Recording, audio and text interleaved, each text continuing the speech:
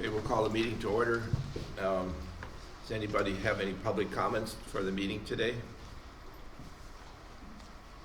Does anybody want to bring a public comment to the meeting?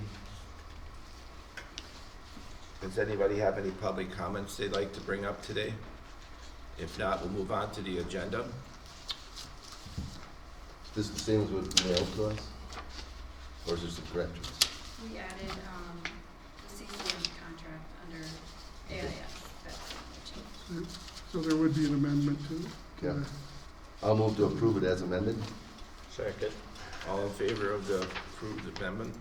Aye. Opposed? Motion carries. We'll have to have the oath of office for Josh and Bill and Andy. You just want to read it together. Sure. There should be a sheet in front of you somewhere over there, Josh.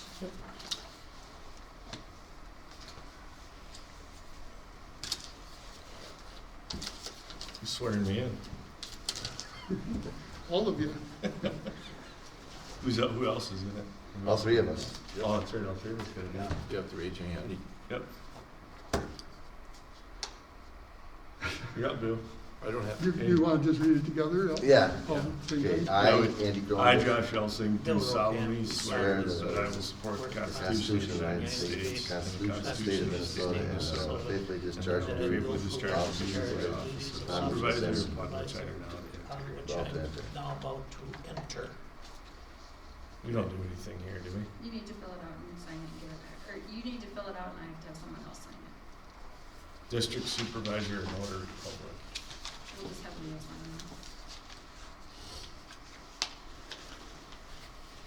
Along with this, did everybody sign their sheet for the state? You told me before that there were a couple hadn't yet. Jerry and Bill. It's at the end of the agenda. Oh, they're in there, okay, sorry.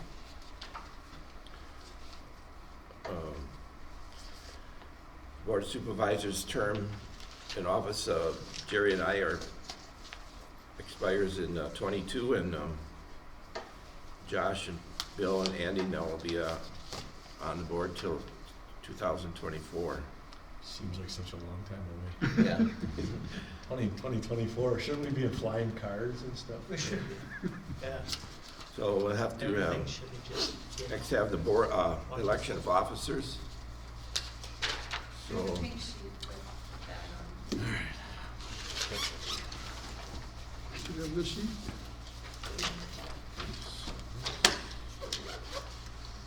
So I requested to no longer be the chair, so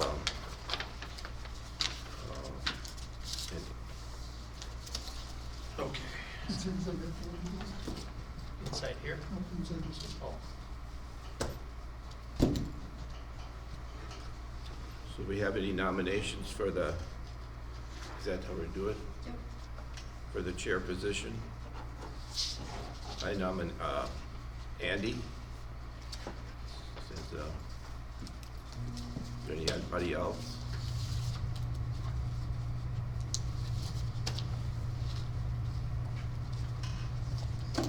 Need a second for that? Can you I'll handle it, second it. Andy? Well, I'm sure. I got a lot of helpers in here. Okay, we've been seconded to have Andy. Who was the second, Jerry? Jerry? Jerry. All in favor? Aye. Opposed? Motion carries. And then vice chairs. Any, who's the vice, Jerry now, the vice I am. chair? I'll nominate Jerry for vice chair. Second. All in favor? Aye. Aye. Opposed? Motion carries to have Jerry as vice chair, then secretary. Who's the current one then? Andy. I is the am. current. Andy? Yeah, so. I'll nominate Bill. Second. It's pretty simple. You just sign the notes that our fabulous office manager types up. All in favor of having Bill as secretary? Aye. Opposed? Motion carries. Treasurer? Nominate Josh. Second. All in favor of having Josh as secretary? Aye. Treasurer. Treasurer? I guess there's only one left. Member? That's just that. That's you. Leo this year. So the two new ones are Andy and Bill, new positions. Okay. So that means that Andy's gonna take over the meeting? Now? Yep. Okay. So, It's up to you if you want I'm satisfied with sitting here. Okay. If you guys don't care. Except the video is to, not oh, on. yeah, the video's gonna be back there, but, so I can move this around if you want. Yeah, for the camera, you do the chair. I thought that was just voice. No? Good thing you combed your hair today. Yeah. That's all I do. When it gets too long, I need to comb it, I have Cindy cut it. I can move then if you don't want to leave that where it's at. Thank you, Neil. Yep. Thanks a lot, Leo.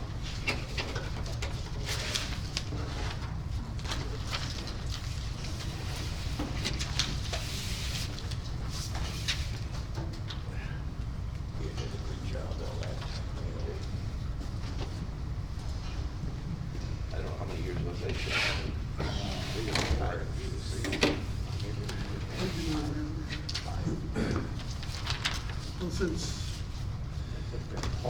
Well, since Paul and Hudson was gone, Bill's been on.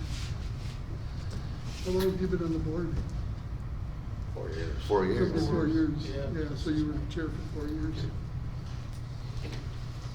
Well, then the first thing I'd like to do is thank Leo for leading us the last 4 years. And I'd also like to thank the staff or employees, Steve, Jerry. 4 years ago, there was 3 of us that were pretty darn green when we got elected all at the same time. And you guys taught us a lot, and I know we still have a lot to learn. So I will try to do my best and follow Leo's excellent example. I just gotta find my agenda. But the first thing on it, I believe, is to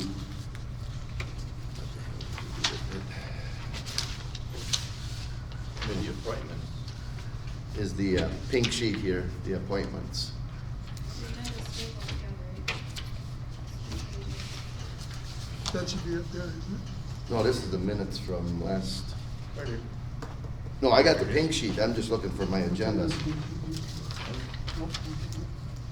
I had it over It's- there. I It was don't know. inside Right of here. there. Oh, okay. I think. is that- No, that's the oh, December. same one. That's the December. Well, how the heck could I lose it? I could use them the one I brought along, but I don't have the update on that. And how I could lose it from moving there to here, but it's not setting a very good example. I nominate. Okay, committee and appointments. The pink sheet has all the committees and appointments.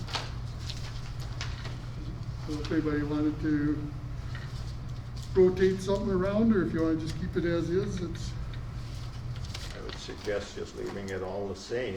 And from last year, I've added, one watershed, one plan policy committee for Mississippi River, Winona, Carson watershed. Yep, one new one. So is that a motion? I'll make that as a motion, yeah. I'll second that. Okay.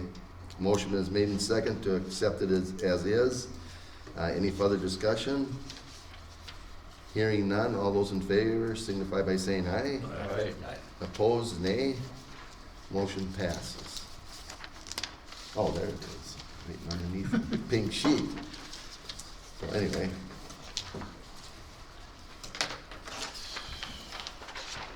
Mission statement review.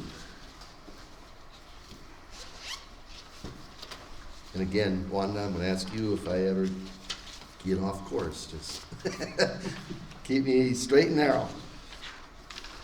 Do we have a copy of that, or is it just what's wrote here? Right. Okay, got right below. yeah.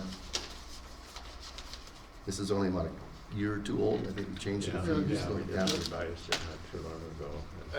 I'd make a motion, we stay the same with our mission statement. Okay, Second, motion made and second to leave the Mission statement the same. Any further discussion? Hearing none. All those in favor signify by saying aye. Aye. Opposed, nay. Motion carries. I move we keep the vision statement the same. Second. Motion's been made and second to leave the vision statement the same. Any further discussion? Hearing none. All those in favor signify by saying aye. Aye. Opposed? Motion carries. Annual operation items, number 1, setting regular monthly board meetings.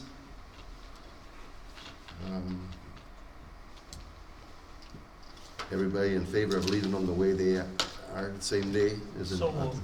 Okay. Second.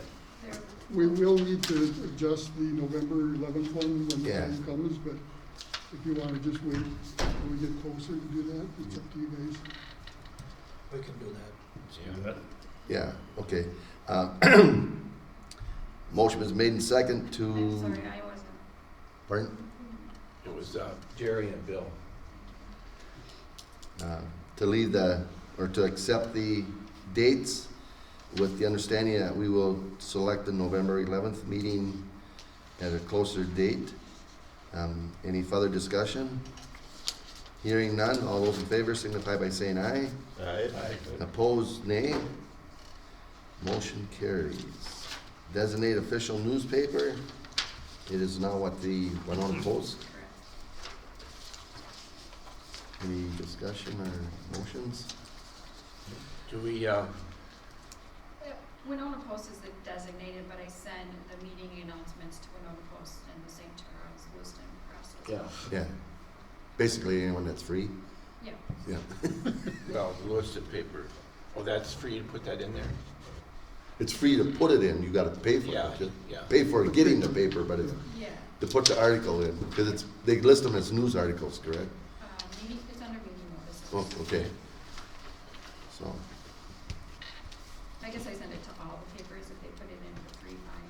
Oh, I don't okay. read papers, so I can't tell you if it's done. Or I mean, Lewiston does. I see it in the shopper. I think Winona Daily is free too. I mean, I send it there, I think I don't see that. It gets sent all. I don't see any meeting notices in the Daily News anymore. I don't think That's gotten so small that, they don't do much, anything for free. That's something. yeah, I mean, I used to have to, quarter page of all the meetings, Weight Well, Watchers, that, everything. We And keep now you the don't see papers nothing. the same. You don't wonder why. You never read the paper? I haven't read that paper for probably Okay. 10 years. You want to make a motion? Yeah, I'll make a motion, keep it the same, papers notice. Wisconsin News, a lot of Wisconsin stuff. Motion's been made. I need a second to leave the, Second? motion was made and second to leave the shopper as the official paper. Any further discussion? What? Winona Post. I'm out. Well, ain't that the same? No, Nope. the shopper can be used for the title that comes with the Winona, with the St. Charles and Lewiston papers instead. That's a little ad that comes with them. Oh, I thought that was the same paper. At one time. So it's the shopper that we're, Your whole world's opening up now, right? well, I get the shopper. I guess I didn't realize that. Winona Post. Winona Post. Yeah. Well, it started out as the shopper now. Okay. That advertiser that comes with the Lewiston paper, that's pretty much getting pretty thin. Yeah, even that's getting small. Yeah. Oh, They're there, pretty well joined. They put them all together. it is all together, but still, it's like It's pretty nothing in small. it. Yeah, just to keep it going. Okay. All those in favor of the motion signify by saying aye. Aye. Opposed, nay. Hearing none, the motion carries.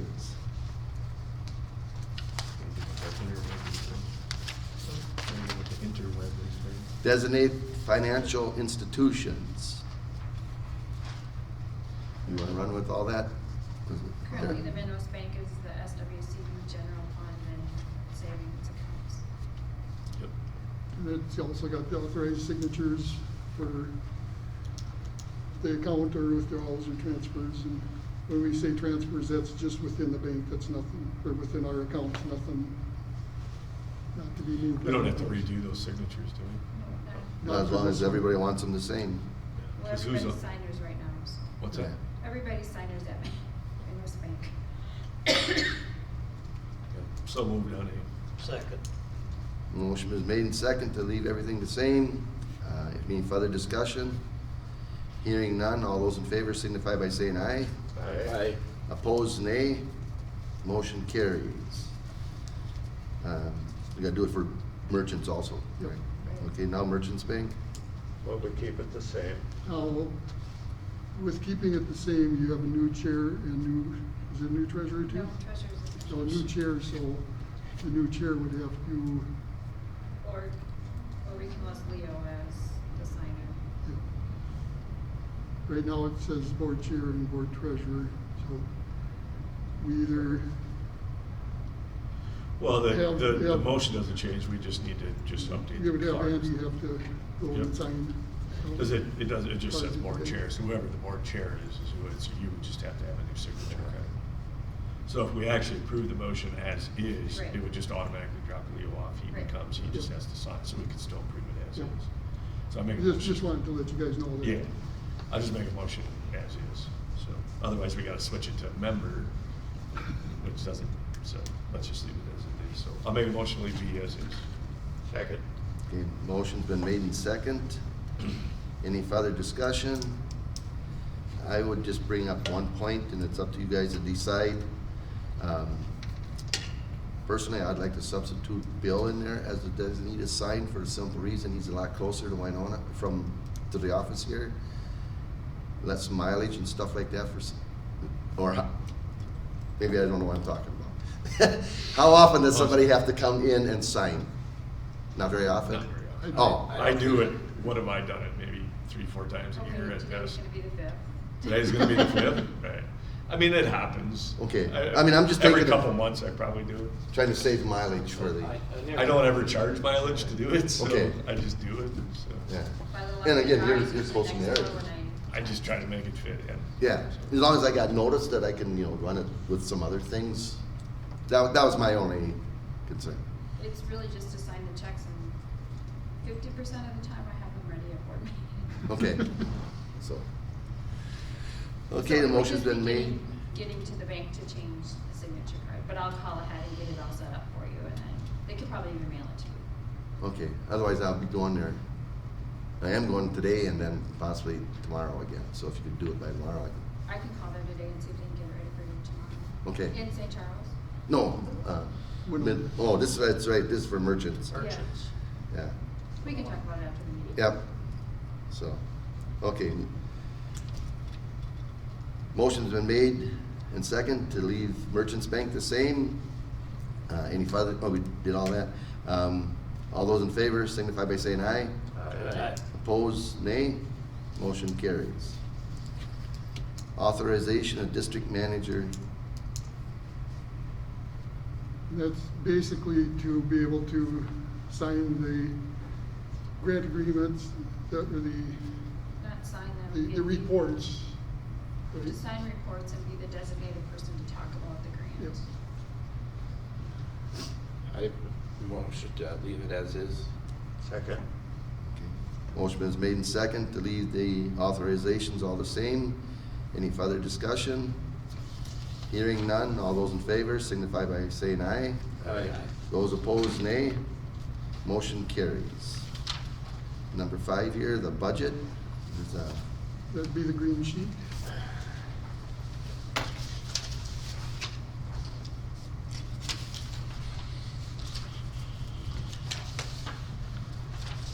So is this, I didn't pull out our other one, but is this very similar, or what changes got? Yeah, what's in red is what's changed. Okay. So if you look at, Predominantly on the expenses then. if you look at the revenue side first, the buffer initiative went down 14%. I think we talked about it back maybe in August or something when Bowser let us know. So, it went down from 20,000 to 17,002. And down in the charges for services and sales, the rent to the Southeast SWCD Technical Support Joint Powers Board, that's gone away. They're no longer renting space from us. And that was 2,600. And then on the backside, on the expenses, the insurance for MCIT, we have an actual number now. It went up $716. The vehicle lease, we saved $600 on the year for that. And then the district operations payroll, with the actions last month, that reduced all those numbers by a total of $17,335.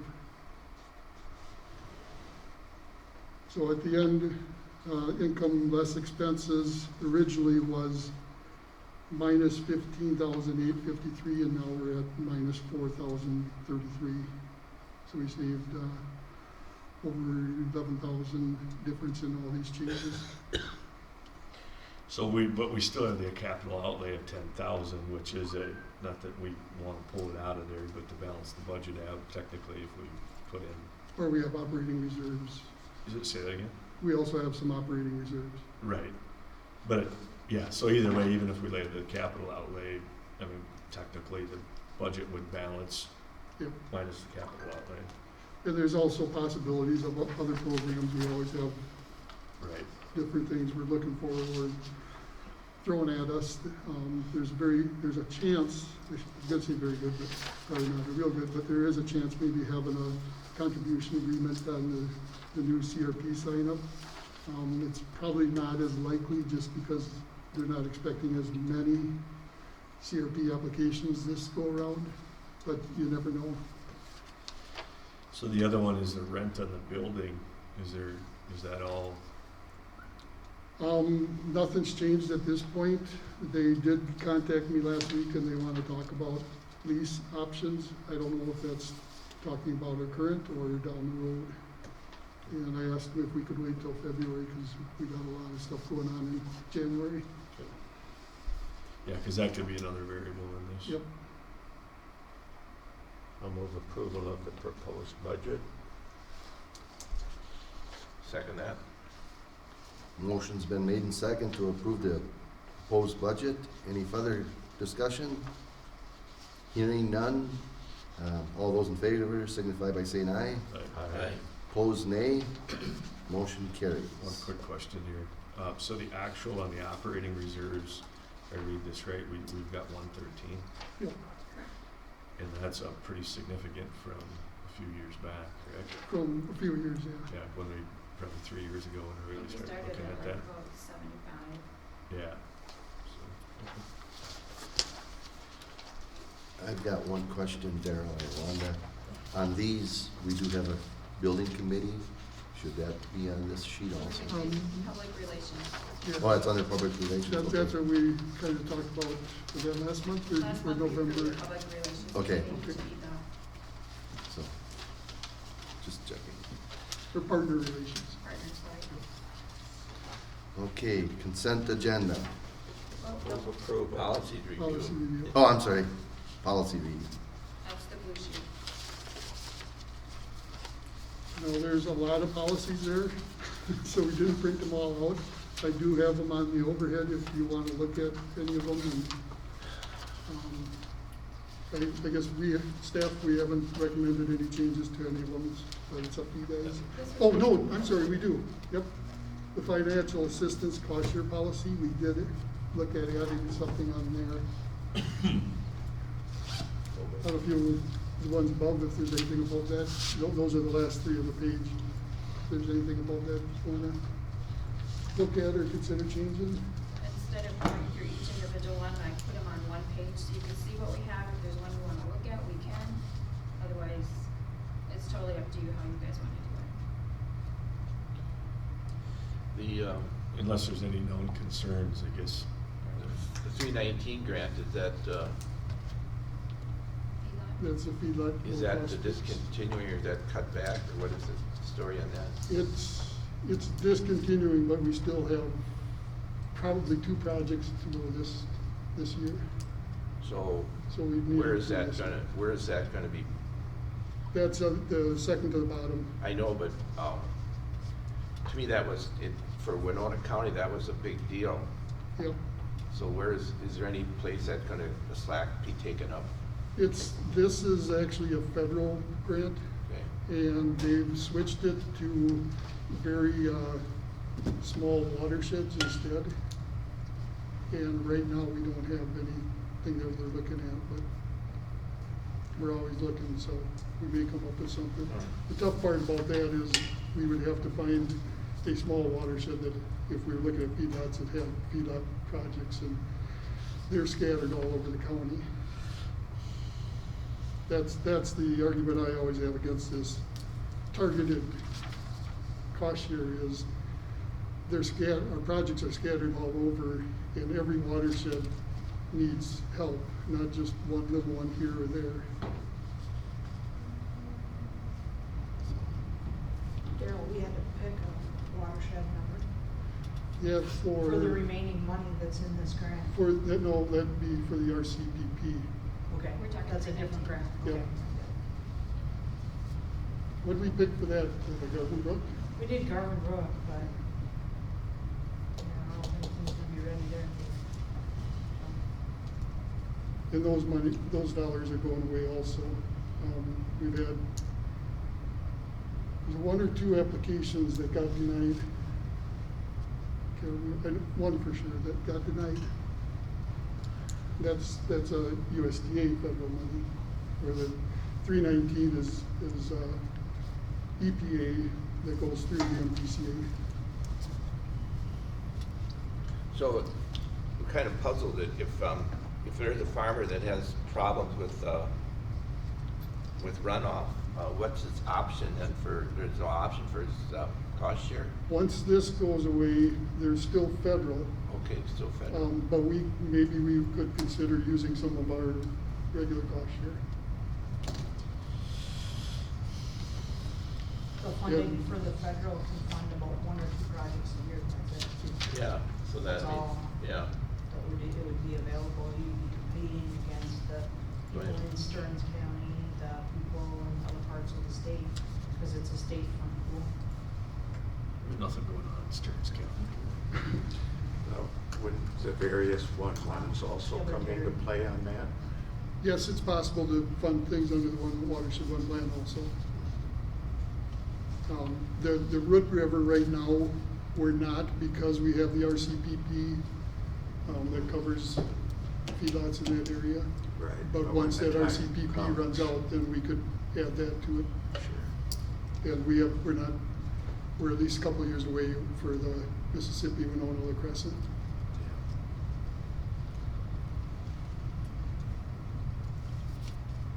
Is there a motion to accept the policies as, Oh. what? I was gonna show you what changes we had to make on the financial assistance or cost share. Sorry about that. Yeah. It's the same change on all of them. I don't know if you guys noticed, last month we had all kinds of lines on our, Yeah? it was the projector. Oh, So we were able to pick up a new projector, and I'm still trying to figure out how to run it. Just ask a 15-year-old, they'll tell you how to do it.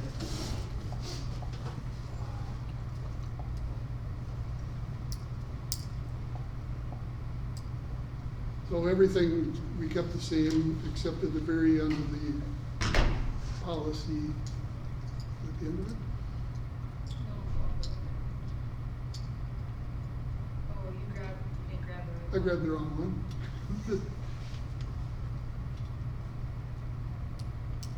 No, it's still in this one. The Bowser strongly recommended that we add some information about in-kind services. So we added this statement in red: in-kind services and materials provided by land occupiers such as, but not limited to, earthwork, seedbed preparation, seeding, and permanent fencing materials may be credited toward the land occupier's share of total eligible cost of the practice, not to exceed rates listed in the most recent Iowa Farm Custom Rate Survey. I looked for a Minnesota one, and the Minnesota one says see the Iowa one. So do we need a motion to approve the individual changes? I think you could do it all as one, as long as you state that it's for all three of those. It's the exact same paragraph we had to all three. We've been allowing in-kind, and we've been using the Iowa Farm Custom Rates, but we didn't have it anywhere in policy, so I recommend that that the board approves that in policy.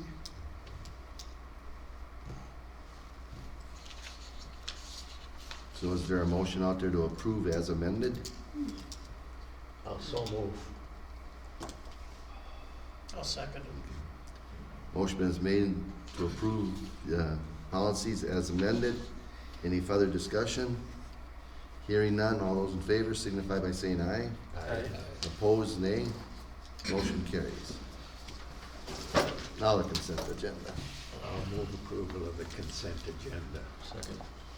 Okay, motion's been made to approve the consent agenda. All those, any further discussion? Who seconded it? Josh.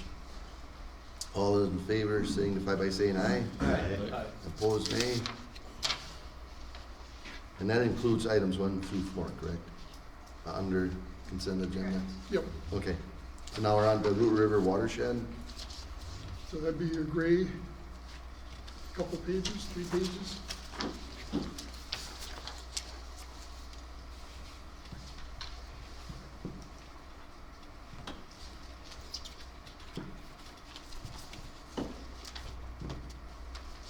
Okay, So if you want to just go through them okay. 1, 2, 3, 4. The treasurer's report, it's all pretty well self-explanatory. Make a motion to accept the treasurer's report. Second. Motion's been made and second to accept the treasury's report. Any further discussion? Hearing none, all those in favor signify by saying aye. Aye. Aye. Approve, or I'm sorry. Against, say nay. Motion carries. Is the majority of that Fillmore SWCD again? What's that? Oh, we'll get to that. Yeah. Yeah. Where are we on that right now? Okay, number 2, Root River update. Oh, right here, yeah. So the only update really is there's a policy committee meeting on February 22nd.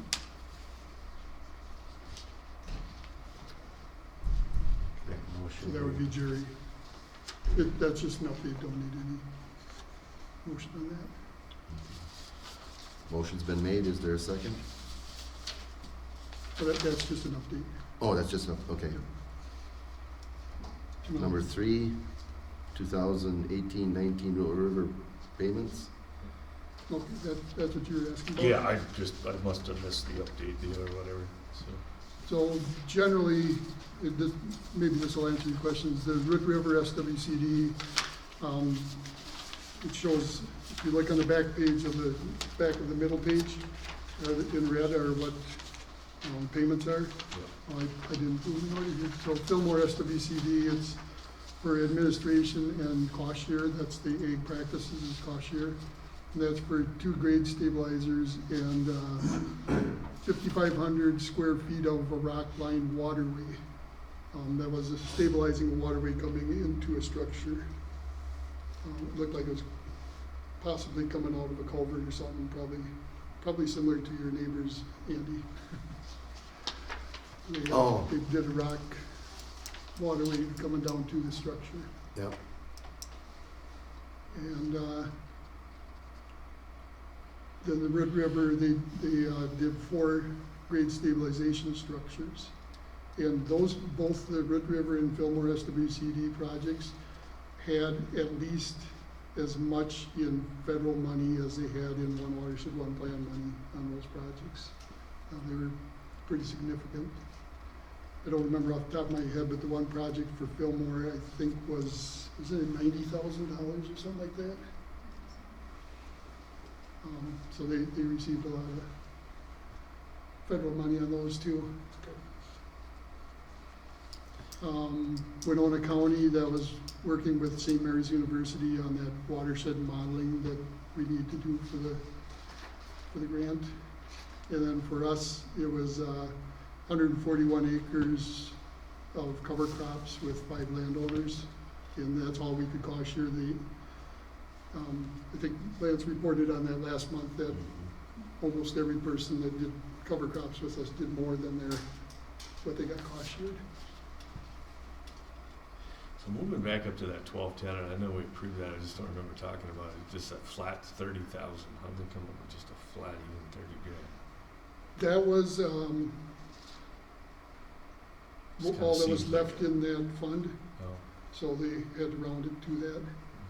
We have a couple others, ones that, like that, they didn't come to exact dollar, but like the Red River, one of their invoices was for so many dollars and 45 cents. We only had 44 cents left in that fund. oh. So It some of just those seemed it's kind of just weird, very- almost like, well, we'll take 30 grand. Yeah. And like, kind of almost It's- facetious it's, a little bit. I'm not saying it is. And we'll probably see more like that as this one goes. You know, you don't because- typically see a number like that on Yeah, these. but we're running to the end of the grant, so. So basically, you're just zeroing the funds. accounts out when you do that. Yep, Yep. so we need approval, you guys to pay that. So, move. Second. Is that for the 2018-19? Yep, Okay, and then the 2021 will be separate? yep. Okay. Motion's been made to approve the 2018-19 watershed plan expenditures. All those in favor signify by saying aye. Aye. Opposed, nay. Motion carries. So that actually gets that grant down to a balance of 17.2%. And that grant expires the end of this year. So it was a slow start, but once those project costs start coming in, it goes pretty quick.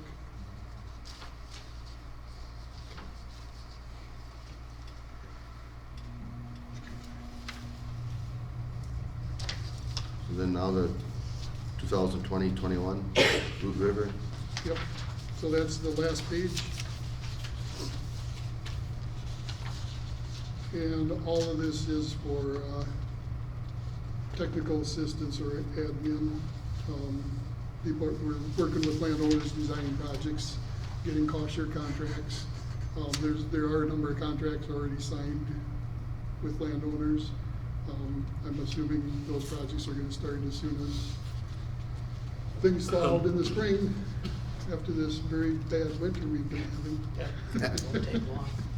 so what's the Winona County one on there? That's all, administration, and most of it's, we had, a couple cost share contracts we approved, I think, last month for a month.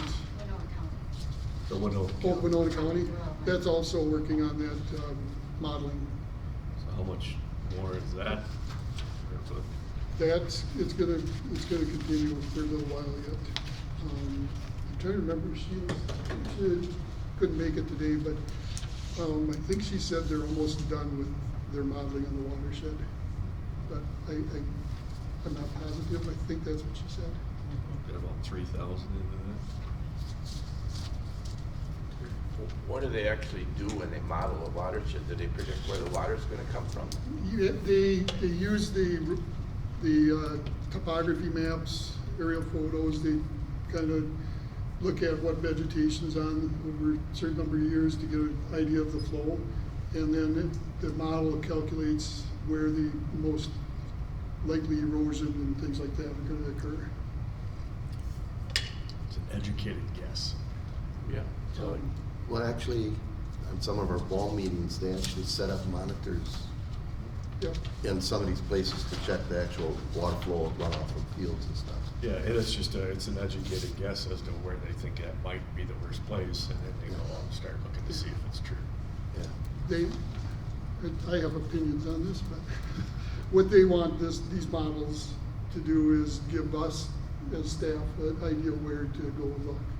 And my opinion is most of us already know where to go look, because we've been working with these farmers. yeah, it seems like a lot of money just kind of thrown in the wind.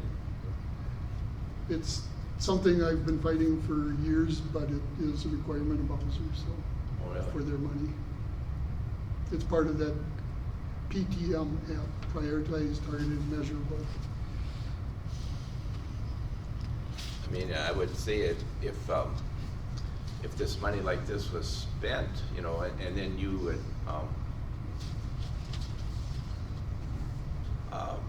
with this knowledge, put in, some kind of, land, you know, projects to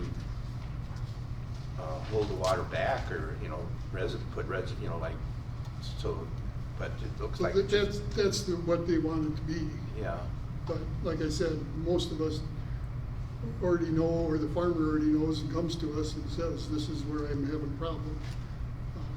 But I don't know every farm of the county, and How often do they make us do this model? hopefully just once. Once for each watershed, is that the Yes. system? It seems like it, yeah. And I could see to get a baseline, it's just, my fear is that they'll start saying, well, we want updated info, and you just end up redundantly doing Yeah, the same I mean- thing. And that's been Looking part for of my small argument. little changes instead of coming back and saying, you know, I could see if this was 100-year-old information. Yeah. yeah. Seems That's like part to of get my down argument to too, start is- over remodeling. I mean, we gotta have, Especially after. but I 2007, definitely get something it. like that. I'm a Things little changed. conservative, I think, but I can understand, because you gotta kinda have a starting point, maybe that's what they're trying to do. That side, it's okay, if we gotta spend $3,000 to figure out where to go with a couple million, okay, not a bad investment. But if they make you do it over and over and over, looking for these minute little changes that may or may not be there, that's where a person's almost gotta stand up and say, all right, this is ridiculous, and I can see them going down that road. What worries me is that we all, everybody that's worked with these models agree that they're not perfect. Right. So we're spending all this money on this one, and then they're gonna come up with a new model, Yeah, And and have to then do make us one. use that Yeah. one. Some variation of how this continues. it's a never-ending project, it just keeps feeding itself. They should do it on census years or something like that. Do they ever get out on land actually when they do this modeling, or? They do, on some of the stuff they do, I don't know exactly what St. Mary's has done. Some of it, they ask us to ground verify some of their stuff. So it varies. The county, GIS department has done some modeling in Winona County, and they've had either us or the planning and zoning staff go out and do some verification for them. So I have seen that happening. This process would be a lot more expensive if St. Mary's wasn't doing it. Definitely, yeah, we're saving a So, lot of money going yeah. with them. Yeah, Plus that's- kids are working towards their degree, Yep, so it's kind of beneficial. Yep. I mean, if we require to do it, at least we're using something that's benefiting other people also. So. Okay, any more discussion on this? If not, somebody want to make a motion to approve? So moved. Okay, Jerry said it first, I think. Second. John seconded. Okay, all those in favor signify by saying aye. Aye. Opposed, nay. The motion carries. And that's done with that sheet, correct? yep. Okay. Grants, agreement, contracts, and cost sharing. So that's a long folded Okay. sheet.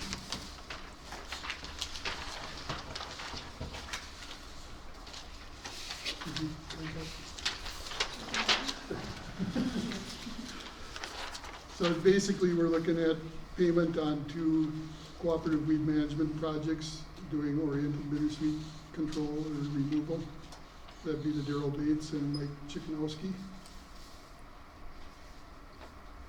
And we have slides on that? There's maps, it's a 2 bottom left one.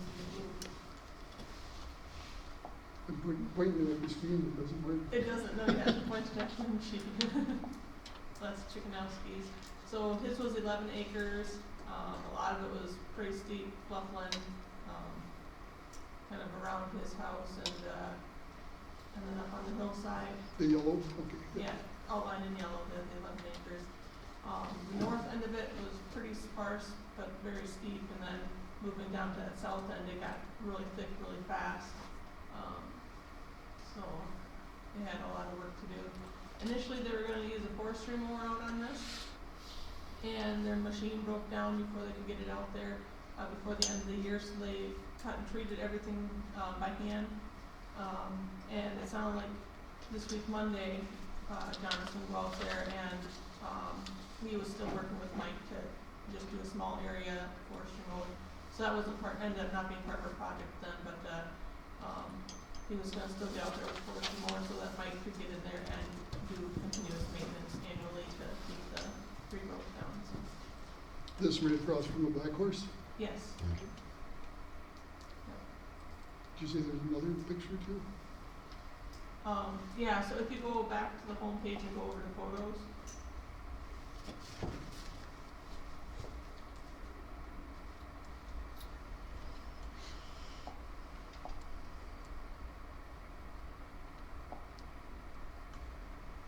This one? Yep, there's a number of stumps there that were just quite large. I mean, that's a 2.5 to 3 inch diameter stump.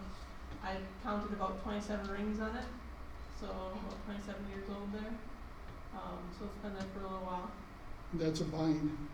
Yes, that's a vine, that's not a tree or anything like that, so it's, you know, he had quite a bit of, larger material there, so. Other sections of his property he's worked on himself where he could with his own forestry mower, but it's more used on flat ground. He's also had CCM crews out there working on other areas of the property and also the interns from the county. This was, for the most part, this was the last section left. There's still some other areas further back, to the south of this property there that haven't been gotten to yet, but, it sounds like if CCM gives additional funding in the future, they're planning to go back up there as well, so. Now, that's along Pleasant Valley also. This is, so the Black Horse is just the north across this driveway. So it's along kind of along 61 there across Oh. the Mississippi, Okay. but it's still just outside of Winona. So it'd just be east of Pleasant Valley, between Pleasant and Homer. Yeah. Okay. So what kind of information are you putting out there to educate these people to go and look for this or to find it, or? Yeah, we've got a couple videos on YouTube and Facebook about it. The county, with their apprentices and interns, have actually done a number of neighborhood meetings over the last few years, Okay. where they invite everyone within a certain area of the meeting place to come in and learn about it and how to treat it and things like this. I've sent out postcards to landowners along mostly Pleasant Valley where it's thickest, letting them know that we have cost share, and even if they don't want cost share, we can assist them with how to do it and help put them in touch even with like the county interns and things like that. So there's been quite a bit of outreach on this, although a lot of people still don't know what it is. And this winter I saw on Facebook a number of people selling Oriental bittersweet wreaths, and each one that I noticed, if I couldn't identify from the picture if it was native or non-native, I would message them just personally and ask them if they knew, and if they were, you know, if they didn't know, send them material so that they could try to determine which one they had and encourage them not to do non-natives. And with those as well, I let MDA know if they needed to follow up with anything. So there's some education outreach going on, but there's still a disconnect with certain folks that just aren't on our usual social media or other outreach platforms. So. It seems like almost every month you got somebody new coming in with it. It seems like it's getting a little wider spread. Yeah, it is starting to stretch out a little bit further. Definitely the bulk of it there is in Pleasant Valley and surrounding valleys. But yeah, there's smaller populations, you know, going further south along 61 and things like that. There's quite a bit down in Houston County as well.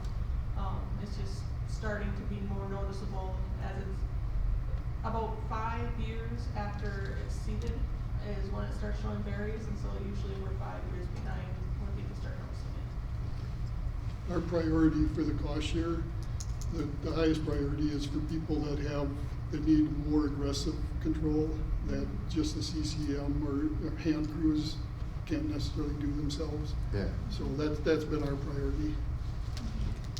I feel like it's been been kind of a, I'd say, success story. I think I first heard about it probably almost 5 years ago now. And when it was first brought to the public's attention, if we didn't understand that there were growths that were 27 years old, and I think some of it was up to, I think, 60 years. Yeah, the It's one biggest that's ones. up by Holsinger. So we're becoming aware of something that probably has taken many years to take root. And I think at first we just thought overwhelming and this had all happened in just a couple of years, but learning that it took 50 years to progress to this, it's not unthinkable to think that we could someday get ahead of it. Yeah. But I don't think we felt that way to start with. No, yeah, especially certain areas that was so overgrown and dangerous, and, yeah, we've definitely, I think, hit most of the worst spots. There's a few that I drive along Highway 17 there and still notice, you know, a few properties where I've tried contacting them and either they're not interested in cost share or doing anything about it, or they're already working with CCM or the county, themselves, so hopefully over time we'll have more and more of these addressed. Is there a fair amount of, say this politely, is there a fair amount of people that we know have an issue, but maybe it's for financial reasons, maybe it's for political, you know, for some reason. Is there a reason why they're not doing anything about it? Does that make, you see what I'm trying to ask you? Yeah, Is it a yeah. financial thing, you know? It's either I cut the L'Oreal bittersweet or I don't make the house payment, you know? Yeah, it seems like for a number of people, people I've talked to that don't wanna go cost share route because they still have out-of-pocket costs. There's a number of either those older homeowners who don't have kids around to help them out, or widows that are incapable of doing this work themselves and are on fixed finance. We have run into a few of them, and in those cases, we do our best to line them up with CCM crews.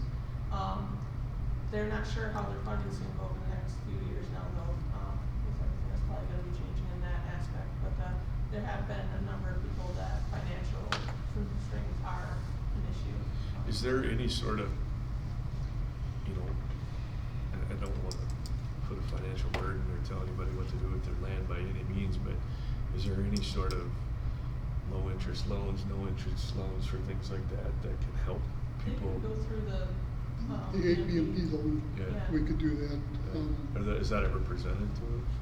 'Cause I got to imagine there's a fair amount of people that own land, that just can't afford to do these things, you Yeah, know, I and guess- it just shuts it down. I haven't brought that up to folks mostly just because there are the county insurance and the CCM crews that we've been able to direct them to. Now, obviously, those, they're not doing your entire property generally. CCM crews are now only targeting barracudas and vines, versus everything. So you still have the male vines that are constricting and killing your trees. You know, so there's still issues that way, but,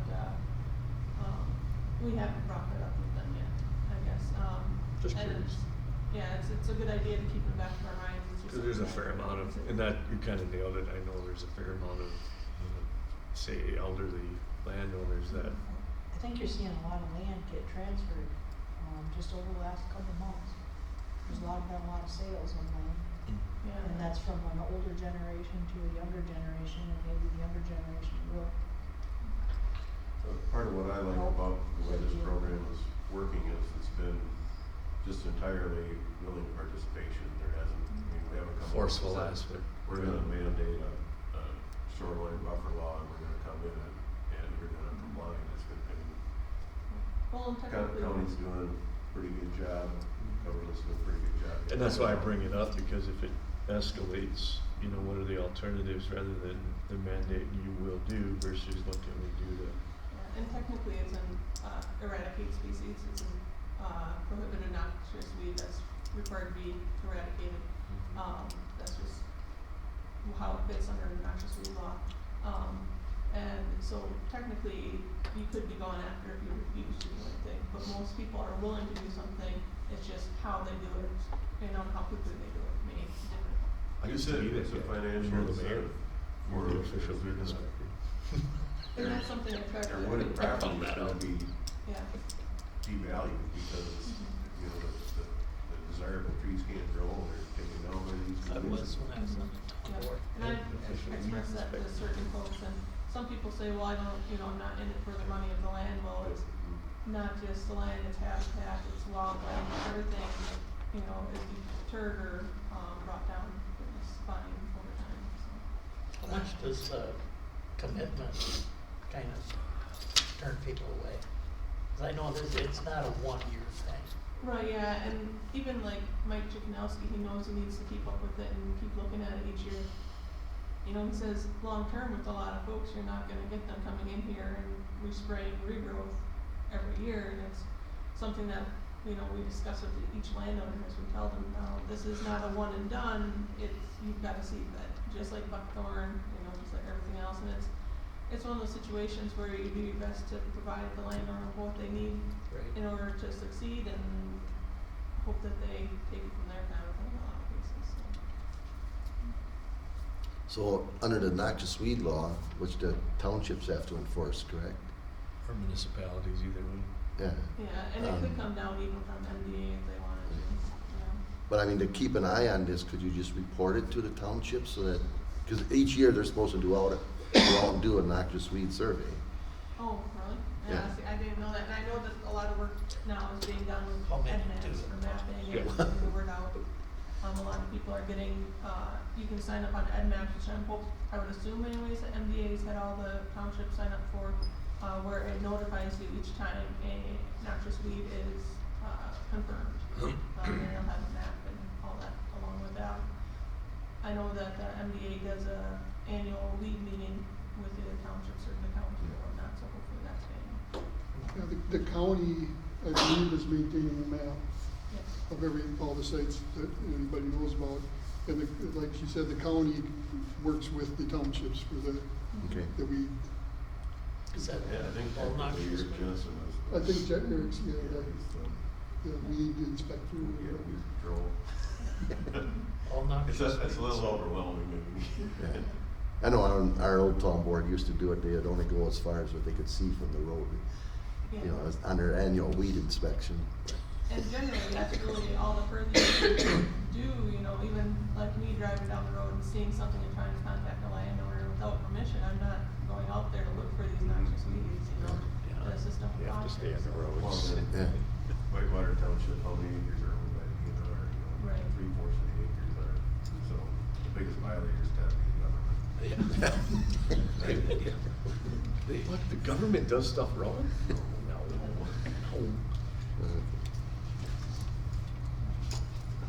And then, do we do these at the same time? Yeah, So so then then Bates- Bases is the next, map here. His was 12.1 or 13.1, I can't remember off the top of my head. 13.1 acres. He had kind of two areas that were worst on his property. This is a site where I found it kind of interesting, the guys went through a section, and I was walking out and noticed quite a bit along the trail yet, and, went back the next week and they had missed a good 5-yard swath along the trail that they had meant to come back on when they went back down for lunch, and they missed, so they had to send them back out there to clean it up, but, got it all cut and treated, they did a nice job, and, this year is a site actually where I slid down the bluff a ways and banged up my leg pretty good, so, glad to be done with this one. So, This Pleasant Valley? yes, so 17 is on the, west side, the map here, the left side. So they cut those vines off, they won't regrow, and that's, if they're not treated, they will come back. Yeah, it spreads by rhizomes as well, and it's got a very rigorous root system. If you don't treat this, vine, it'll come back worse than buckthorn. It sends up new shoots like crazy, and, yeah, if you don't treat it, you're not gonna So see any benefit. it's a never-ending battle then. Is it Garland then? Yeah, that they're you using use? Garland for a or Ultra, you know. Is Tordon used at all You can use anymore? Tordon too. Tordon can work on it, certain recipes of, glyphosate can work as well. Gotta make sure it's a little strong. See, I imagine most of these acres were cow pastures 50 to 100 years ago. Now the cattle are gone, so Nothing's. this is what came back. Mhm.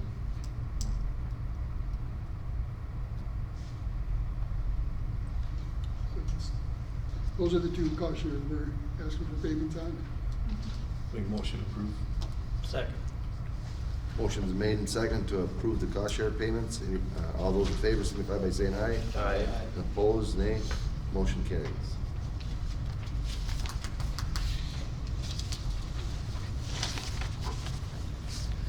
Okay, new business, audit. That would be. So you have the big plastic bound book. That's a copy of the audit. That's your copy, so if you take a look at it on your leisure and let us know if you have any questions. Only thing I Yeah. see here is, I kind of went through it here just briefly as we were sitting. Just a couple, most of this is the normal mumbo jumbo, but the one thing I did notice is segregation of duties letter. You know, we get that all the time. It's basically because we don't have enough people to Right. separate things. So I'm just curious what the discussion was on that, or what, because it says, when noted that due to the size and nature of the company, proper segregation of duties is not always maintained. So I don't know what are they referring to? We've got Wanda doing it I all, think and that's the- what they're worried about? Yeah, I think the biggest Yeah. thing is she's the one that receives the invoices and writes the checks. Is that how they, something to do with Your that? ARAP. Yeah, I know. Which is why we have the two signatures to try and help separate that a little bit too. So this is just a recommendation, It's it's not just, a, it's some- noting a potential issue. Yep. Yeah, there you go. No motion, I make a motion to approve. It's just a attachment. Oh, You don't yeah, have to. never mind. Okay, I didn't know if we had to approve that audit or not. old business. Oh, you got a little. Oh, local government pay equity compliance report. Yep. So basically, we have to do this every 3 years. So we have it due the end of January, December 31st, but we need your approval to submit a report on the pay equity compliance. I'll move we give permission to submit a report. Second that. Motion been made and second to do the report. Any further discussion? What is it? That was gonna be my question. It's where we submit all of our wages and all the background, so they can make sure that we're not over, or underpaying somebody, discriminating against somebody. Oh, Okay. It's more for discrimination between men and women. Any further discussion? All those in favor signify by saying aye. Aye. Opposed, nay. Motion carries. Okay, now old business. COVID-19. So just wanted to update you guys. We had an individual in the building that tested positive for COVID-19. And so last week we were shut down for a couple days for cleaning. That's part of the USDA protocol. So SWCD staff had to work from home for 2 days, or 2.5 days. And we were able to do I think most of us had virtual meetings at those days, so we were able to do those meetings. And then we also, because we didn't find out about it till we got to the office, we were able to download stuff on our tough books and things like that and take them home and work on it. So we got a lot done, but we weren't able to work full days, or most of us weren't, just because we didn't have that remote access. But just wanted to let you know that we were closed for a couple of days and had to work from home. So then when that happens, you put a message on the phone that if somebody needs something, they can contact you, or the phones all just go to an answering machine? USDA posts a sign on the door, and the sign on the door basically says we're teleworking. And just because we're teleworking means we're still open. But the means of communication has to be either by phone, and we basically transfer the phone to, like, my cell phone or whatever. I Okay. use my cell phone because my husband doesn't wanna tie up our personal landline or whatever. Yeah. So, but that's what happens. So if somebody needed to, they could still get a hold of somebody? Yep. Yeah, okay. Interim policy? So the policy we had for public health emergency expired December 31st. So, I enacted, until you guys approve it, the updated policy, which just changed the effective date of January 1st, 2021. And then the expiration, I just changed the language to read being active until declared inactive. Not knowing if things are gonna be mellowing out in a month or 6 months or whatever. Figured instead of having to worry about redoing this. So I did that until today's meeting, then you guys have to make the decision if you wanna continue that. The other comment I guess I have is we'll probably have to update that when we do get remote access. And then we could allow more work from home related to COVID-19 if needed.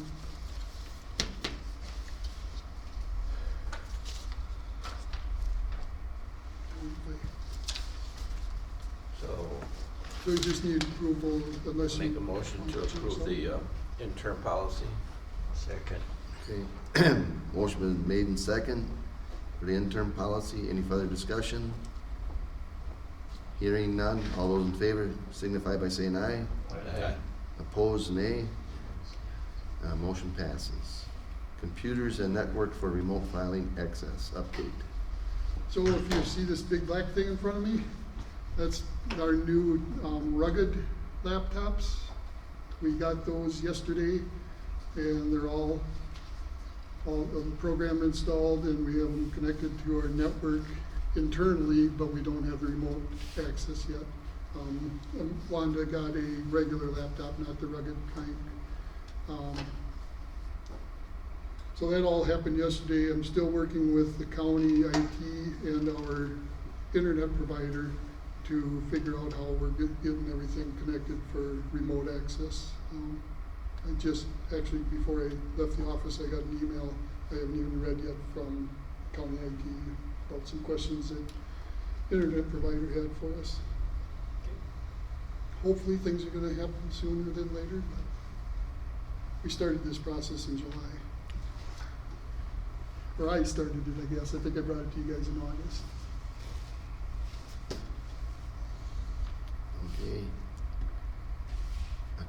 Okay. Aquatic invasive species program update.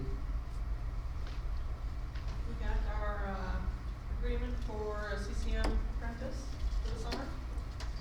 Starting the week of May 16th, we're going through, it's not actually August 31st, usually the second Friday in August. They have to meet their total hours, like to the end of August in case anything happens where they can't come into work or something. So we've got that, need board action approval on that so we can, start looking for an apprentice. They're gonna be posting it, the position next week. And we'll, do social media outreach as well, directing people if they're interested to go, to the website and apply.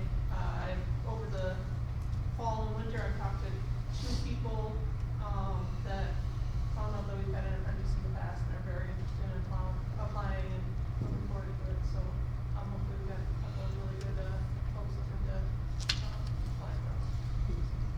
So when you say that, you put the word out, where does it go? Mostly social media and our website. Okay. There's actually a number of people that follow us. I also push it out to like my old college professors up at EWRF, and also St. Mary's and WSU. I know a few professors there as well, just from work with soil and water. So I push it out to them and we'll post it. So. Okay. This is all part of the annual plan or report that we approved last month. The funding for it, it's $6,600 out of that AIS fund. That's been what we paid over the last years. Was last year the first or second year we did that? Last year's First. It used to be that the state paid their everything, and because of cutbacks, they still pay the tuition part. Yeah, they still do the tuition. Basically, the $6,600, $2,200 per month is the wages and some of the benefits, but not all. There's still some money there that they're using to help cover the remaining portions of the overhead. And just a reminder, These are state employee, or CCM employees, not SWCD employees. And that's all part of the language of the contracts we've had from, what is it, 6 years now? This will be the sixth, yeah, my birthday, so. So you give the money to the state and then they issue the checks to the Yep. person? Actually, I think they issue the checks before they get the money from us. Oh. And then they're under their insurance program, like Yep, if something they're happened to under them? everything through the state. Yeah. Okay. They're under CCM's liability and workers' comp. So bottom line, what does an intern cost us? It's $6,600 for the 3 months. Okay, so that's it then. Yep. That's not what the individual gets, that's just what it cost us to That's have what them it costs get us, kids. yeah. Yeah. Yeah. When I worked with the CCM core back in 2009, it was just under minimum wage. Oh, I think minimum wage at the time was 7 or 7.25. I was making like $6.50 or something an hour when you penciled it out. So that's their stipend. But then it makes up for it when they get that scholarship. Yeah. Yes. so we need a motion to approve. Kind of nice to have it on the resume too. I'll make a motion to approve. Each year seems like The work order. for reference, so. Pardon?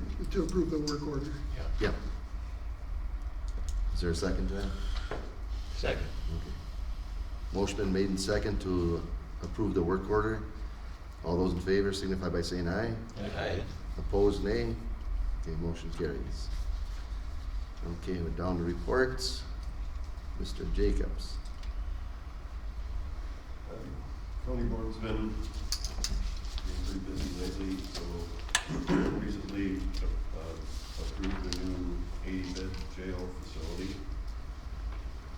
Was agreed to vote. And then recently we got word that the United States Supreme Court will not hear the appeal to the Pakistan ban, so that should be, I guess, done and behind us. There's been rulings on the Daly case, you might have read some of that about what played out with respect to coordinating with land stewardship project, and I sure feel good about the position I've been in with respect to all that. Of course, we've been doing our annual board appointments and jockeying for who gets to be on which committees. It turned into a rather lengthy discussion. On Tuesday, I advocated that I wanted to be the representative from the Whitewater Joint Powers Board to the new, what they're calling the WINLAC, One Watershed, One Plan. And a lot of different things came out of that conversation. One of the things I asked was, where did the name come from? Because the Root River is based on a watershed, the Root River watershed, and the name Winona Crescent to me indicates it's not a city watershed. To me, it should be Whitewater and Mississippi watershed. So I don't know how they. You're shaking your head no. No, Winona is not named after the city of Winona. It's the, I think it's the EPA, I think, that designated all the watersheds across the country. And that's their designation of this watershed that includes Whitewater, Garden Brook, East and West Burns, Homer, Pleasant, Cedar. I think Little Trout, Big Trout is still in it too. So it encompasses that whole area, so they just called it the Winona because it covers most of the River Crescent too. The La Crescent is a separate one, and that's one where Bowser is allowing us to combine the two instead of having that one really small, one watershed, one time for La Crescent. Okay, well, anyhow, I still would prefer to see, I think the largest landmass in that watershed is the Whitewater watershed. So it's my opinion, the name should include Whitewater and Mississippi. Those are the watersheds to me, the cities of Winona and the cities of La Crescent. So we'll see where that goes. Somehow that decision was made. I didn't see any. No decision's been made yet. Okay. That That's was what just they've been calling it. recommendations by the staff and the policy committee at the, I think that's in the MOU, how they want to name it. Next meeting. Yeah. And then I learned, Bill, that you're the representative from this board to the One Watershed, One Plan. Yes. That's what they said. So I'm just feeling a little bit, like the area I represent, doesn't have really a liaison from that board to the one. Bill, you don't sit on that Whitewater Joint Powers Board, and Josh does. I do in my, county board. That's what I was jockeying for, was like I'm the liaison here, I don't vote here, but I take this business to our county board to keep that, you know, that connection there. So our county board has, reaffirmed, or even though this is our time when we do our annual appointments, they put Marie Kavesi as the representative of the One Watershed, One Plan. And that, so then I asked for to create a liaison position, so she has to have some kind of connection to the Whitewater Joint Powers. And I listened to her a number of times. I don't think she even understands how the pieces fit together, and I didn't want to like totally, you know, be rude and tear her apart. It was bad, it was ugly enough the way it was, but I didn't think she was getting how the pieces all fit together. So in that respect, I think it'd be good for her to learn. Sure, yeah. But I still, you know, I wish I was the connection, because it's, you know, this area I live in, it's the biggest part of the watershed. So anyhow, I failed at that a second time trying to get on that One Watershed, One Plan planning committee. And Darryl, maybe you could explain to me, how did the voting members, how did that get set up? So the voting members, it's a requirement of Bowser that one member from each of the counties and SWCDs that are involved. And then they provide the option, if, for the city, if it's a MS4, they also, so that with the county SWCDs, I should say, in the watershed district, so the only watershed district we have is the Stockton, Rolling Minnesota City. They're all required to have a water plan. Well, they're the only one that has taxing But authority. they're the only official of the watershed district. You guys are a joint powers board. And you're not required to have a water plan, but the watershed district is required to have a water plan. So all of those either have to still do their own water plan, or if they are part of the One And this is Watershed, One determined by Plan. Bowser. Yeah, but Okay. it's a state requirement.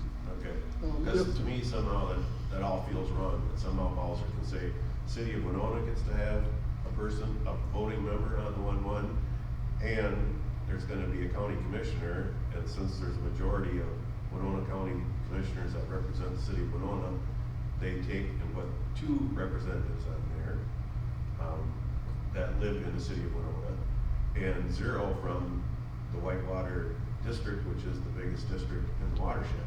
So to me, that feels wrong, and there was no local electeds involved in making that decision. So I'm concerned. I come from a position of grassroots government up the chain, and this feels a lot like big government coming down on us, and I feel like I'd say it right to her face. Commissioner Kavesi is well in tune with the big government coming down to tell us what we're gonna do in Whitewater Township, or Whitewater, watershed. So I have a lot of concerns about all that, and played out at the meeting. Very clear that Sheila Harms is in close contact with Chris Meyer and Marie Kavesi. I guess, you know, nothing I wouldn't say in front of Sheila either. She has every right to be, she doesn't talk to me, but she talks clearly very close connection with Marie and Chris, for them to know exactly what's, and they have every right to communicate, and it's clear they are. So, that's just all is as it is. Because just also for the city of Winona, the reason that they were considered is because they're at MS4, that communities with a certain size are required to have a stormwater plan, and this would be part of that. That's why. You know, that doesn't sit well with me either. 'Cause No, I've got I Liston, understand. St. Charles, Elma, Altura, Rolling Stone, none of them get to have a member on there, but the city of Winona gets to have both, the Actually, city we did, council. we sent out, asked all those cities if they wanted to be considered a member, and that would still take the policy committee to approve it, and they all said no. So we did, as staff, we put that question out there so we could bring it to the policy committee if anybody else wanted to be part of it. But I can tell you from being in a position of one of those smaller municipalities, most of them don't even understand what this is about. Does that make sense? I only did St. Charles. I think Sheila did some of the other towns. I know Terry did Wabasha. So I don't know what kind of communication they had. So is Sheila gonna have a seat on this board? Well, she's No. the main staff, right? Yeah. Okay, so, The board is only elected officials. okay. So then, Josh and the other members of the Whitewater Joint Powers Board are the ones that can influence her to represent the Yeah, Whitewater good, shed? but Bill is the one who sits on the board. Yeah. Yeah, but I mean, Josh has a joint, you're on the Whitewater Joint Powers Board. Him and his fellow members, Yeah. if need to be, might have to So, guide Sheila. and- Well, and Josh part of my- and Steve both. Well, yeah, okay, And Sheila's made this very plain, as well as Chris Meyer and Marie Cabesi, that, I've been concerned about the overlap and duplication and parallel of government here, and that what now is the relevance of the Whitewater Joint Powers Board when you've got this larger entity that has control of, mostly has control of the money?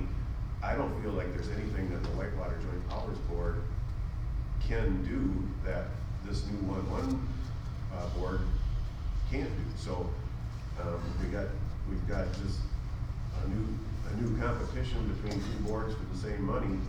To me, it's duplication of services. All those people that sit at the Whitewater Joint Powers Board, there's per diems there, there's staff. So, so Sheila's very concerned that, and Chris and Marie both stated that they didn't want me to be the liaison because they feel like, I might not support, that I might support dissolving the Whitewater Joint Powers Board, but I feel like they've made the Whitewater Joint Powers Board even more irrelevant since they didn't put me as the voting member onto the 1-1 plan. So I think they perpetuated that problem, and we'll see. I certainly wouldn't advocate that the Whitewater Joint Powers Board goes away in the next 12 months, but as we see these played out, and if there's a it's proven that if the 1-1 plan can do everything the Whitewater Joint Powers Board is doing, I could see in 2, 3, 4 years, what's the purpose of the duplication of government? From a controlling factor, you sitting on that board, from a controlling factor, the one watershed board can do what the Whitewater Joint, Actually, they can't. well, The policy committee, the 1-1 cannot apply for grants. I'm just saying that, but it's capable of, how do I say this? Where I'm leading with this is, and I think this is where Steve is going with this too, is that the people that are involved with that board are people that are part of the area that understand what it is. As we go farther and farther back here, and we get people from town that don't understand this area and what we're trying to do, and they don't get it, we're locally involved. And what Steve's saying is that it's disingenuous, or it's people that aren't familiar with the area are gonna begin to be able to control an area, and it loses the touch. In other words, it's just another move for big government farther away from local control, which was the point of all these boards, and the point of this very board right here was to have local control in our county, to understand what needs the happenings of the county. And as Bowser moves in, it gets more, this thing, where does it stop? Do we eventually need SWCDs for every county? Do we just have a regional director? Where does this thing quit? So what Steve is fighting for is saying, hey, I'm part of this community, I'm part of this, I'm in touch. In fact, I physically live here. I want to retain some of that. We probably know what's best for us. I also live there. right? And what he's saying is we're getting more and more of an outreach of people that don't understand or don't even have involvement overseeing these areas. And I guess it's just a kind of a way of saying, hey, we wanted to retain local control. And so what he's saying is that at some point, when we've had these discussions, if more of that continues to happen, what's the functionality of this board anymore if it's going to be controlled by outside sources? Is this a, did I nail it? There. And where does that stop? My whole point to this, and what I've talked to Steve about before too, is where does it stop? What's the next place? How far out? Because once we get rid of this one locally, now we're here. Now maybe down the road, we don't need another one. And then the local control begins to go farther and farther back. And I've compared it to, at what point do we say this board doesn't need to exist anymore? At what point is it all run out of the Capitol building? At what point do they just say, well, we'll send a representative out to figure it out? And that's where, you know, it's the push for the big government. And it might be 20 years from now, we don't know. But that's what scares me, is we're losing this. I think that was part of the reason they have all these 1-1 plans. It's a big long-range plan. You know, it's Today it looks okay, but where's it going to go? Yeah. Because it's like growing old. You don't notice, or you don't really know what you had or how it was. You just wake up and say, well, this is the way it is today, until somebody goes back and says, the history of the SWCD used to look like this. Mm-hmm. You know, and so all these things that are happening, all these little small that don't seem relevant, the appointing somebody that doesn't know much about a particular area, for whether it's political reasons or whatever it is, somebody's got an underlying agenda or whatever it is, because rationally, you would think that makes sense. Let's put the guy that's involved the most, that sits on the board, that lives in the area, why wouldn't he be involved with it? But it's not happening. And we say, well, it's a sleight of hand, okay, it is what it is, but that's the process. So Steve's just standing up saying, hey, this doesn't make any sense, and I have to kind of agree with him, and I don't have a problem with anybody, but I have to agree and say that this doesn't make a whole lot of sense, especially sitting on the board and trying to accomplish what we're trying to accomplish. And if we begin to have more outside influence that doesn't understand what we're doing down there, it just... Well, and it did directly for funds, is putting the Whitewater watershed in direct competition with Lake Winona. Yep. And clearly they want to clean up Lake Winona, and when money comes to this watershed, there's 2 votes there that are exactly in that district, the City of Winona Commissioner, the City of Winona Council Member, and the Winona County Commissioner from the City of Winona. Money comes into this pot, how am I gonna get them to say, we should spend it up here by St. Charles? Well, this lake needs to be cleaned up. And people get frustrated at hearing me when I talk about, I carry a list of the 33 different water organizations that are actively functioning within Winona County. I always come back to, there's really one, and we should be streamlining as much as possible. This board, I 100% wholeheartedly support, and for a lot of the reasons is, you are each elected locally to serve a local district. When you start doing this 1-1, those boundaries are just, they're all over the place. Yep. Somehow, somebody in Dodge County has a say, a vote in what goes on in the city of Houston with their water. And the city of because the Root River encompasses all that. So the citizen in the city of Houston does not understand that they vote for their SWCD and their county commissioner. They certainly didn't vote to have someone from 2 counties away vote and control their water management. So, I mean, this is, and then... But they even intramural, this is what's happening with Winona having an influence on what happens on this side of the county. So that's just the bigger scale. And now we bring it down to this scale, where when push comes to shove, are they gonna vote for what's in their backyard, or are they gonna vote for somebody over here they don't even know? And that's what we're seeing could potentially happen. The money's gonna go to the... And so just to prove that, let's just look at the state of Minnesota. Let's go to the next slide. Look at the state of Minnesota. Where does funding go for the cities? And when we look at how much of it goes to a 7-county area versus us out here in the Rocks and Cows, right? So this thing, if you begin to blow it up and bring it back down, it is what it is. So, and that's what Steve's saying, is that we're just trying to make sure we can help control that a little bit so that we don't become the forgotten part of the county. So, and that's a big thing with Whitewater. And, you know, we fight on that board too, even, and this has nothing to do with any particular people, but the perception of how Olmsted County sits on that board and kind of what almost, I'll generalize it, but I don't mean it facetiously, but they're used to kind of unlimited funds in a sense. I mean, just like their idea of a budget and our idea of a budget is two totally different things when you got all that money pouring in. So sometimes we got to step back and say, and even Wabasha County, who's probably a step below us maybe, you know, we got to step up and say, well, wait a minute here, we can't just, this $90,000 and this double pulling from this and this to make that, and double taxation in essence. And so we fight that battle just there between the three counties, let alone what potentially could happen just in this county, encompassing such a big part of the Whitewater is Winona County.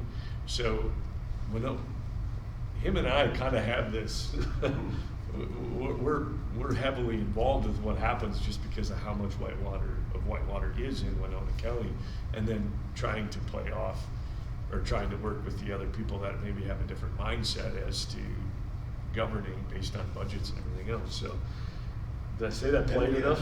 And every one of us sitting here that's elected, our job is, it's just really important to the community, because no one understands all this better than we do, because we live and breathe, we're here right now. You go to the average citizen, they can't wrap their mind around all these different levels and how they're interacting, and they just don't have a clue. So they, and that's even in the rely government on when you every send one out, of you, yeah. and they're electing you, they're putting their trust in you, they need you to go to bat for them. And even like, and that's what I brought up with those municipalities. When you reach out to municipalities and say, do you want to be involved? They don't even understand. They don't even know what you're talking about. Yeah. And I It's know just like that another because I was a job. 2-term mayor, and we'd get stuff that would come through, and you'd look around and everybody would be, the common, I feel, the common consensus is this is a county thing, let the county deal with it. It was, things just kind of go like this and say, we're worried about whether we're going to buy 2 new weed eaters, right? Let's focus on that. I'm just saying that, you know. So I don't think there's a whole, I think you nailed it. I don't think many people, including other municipalities, actually understand what's going on.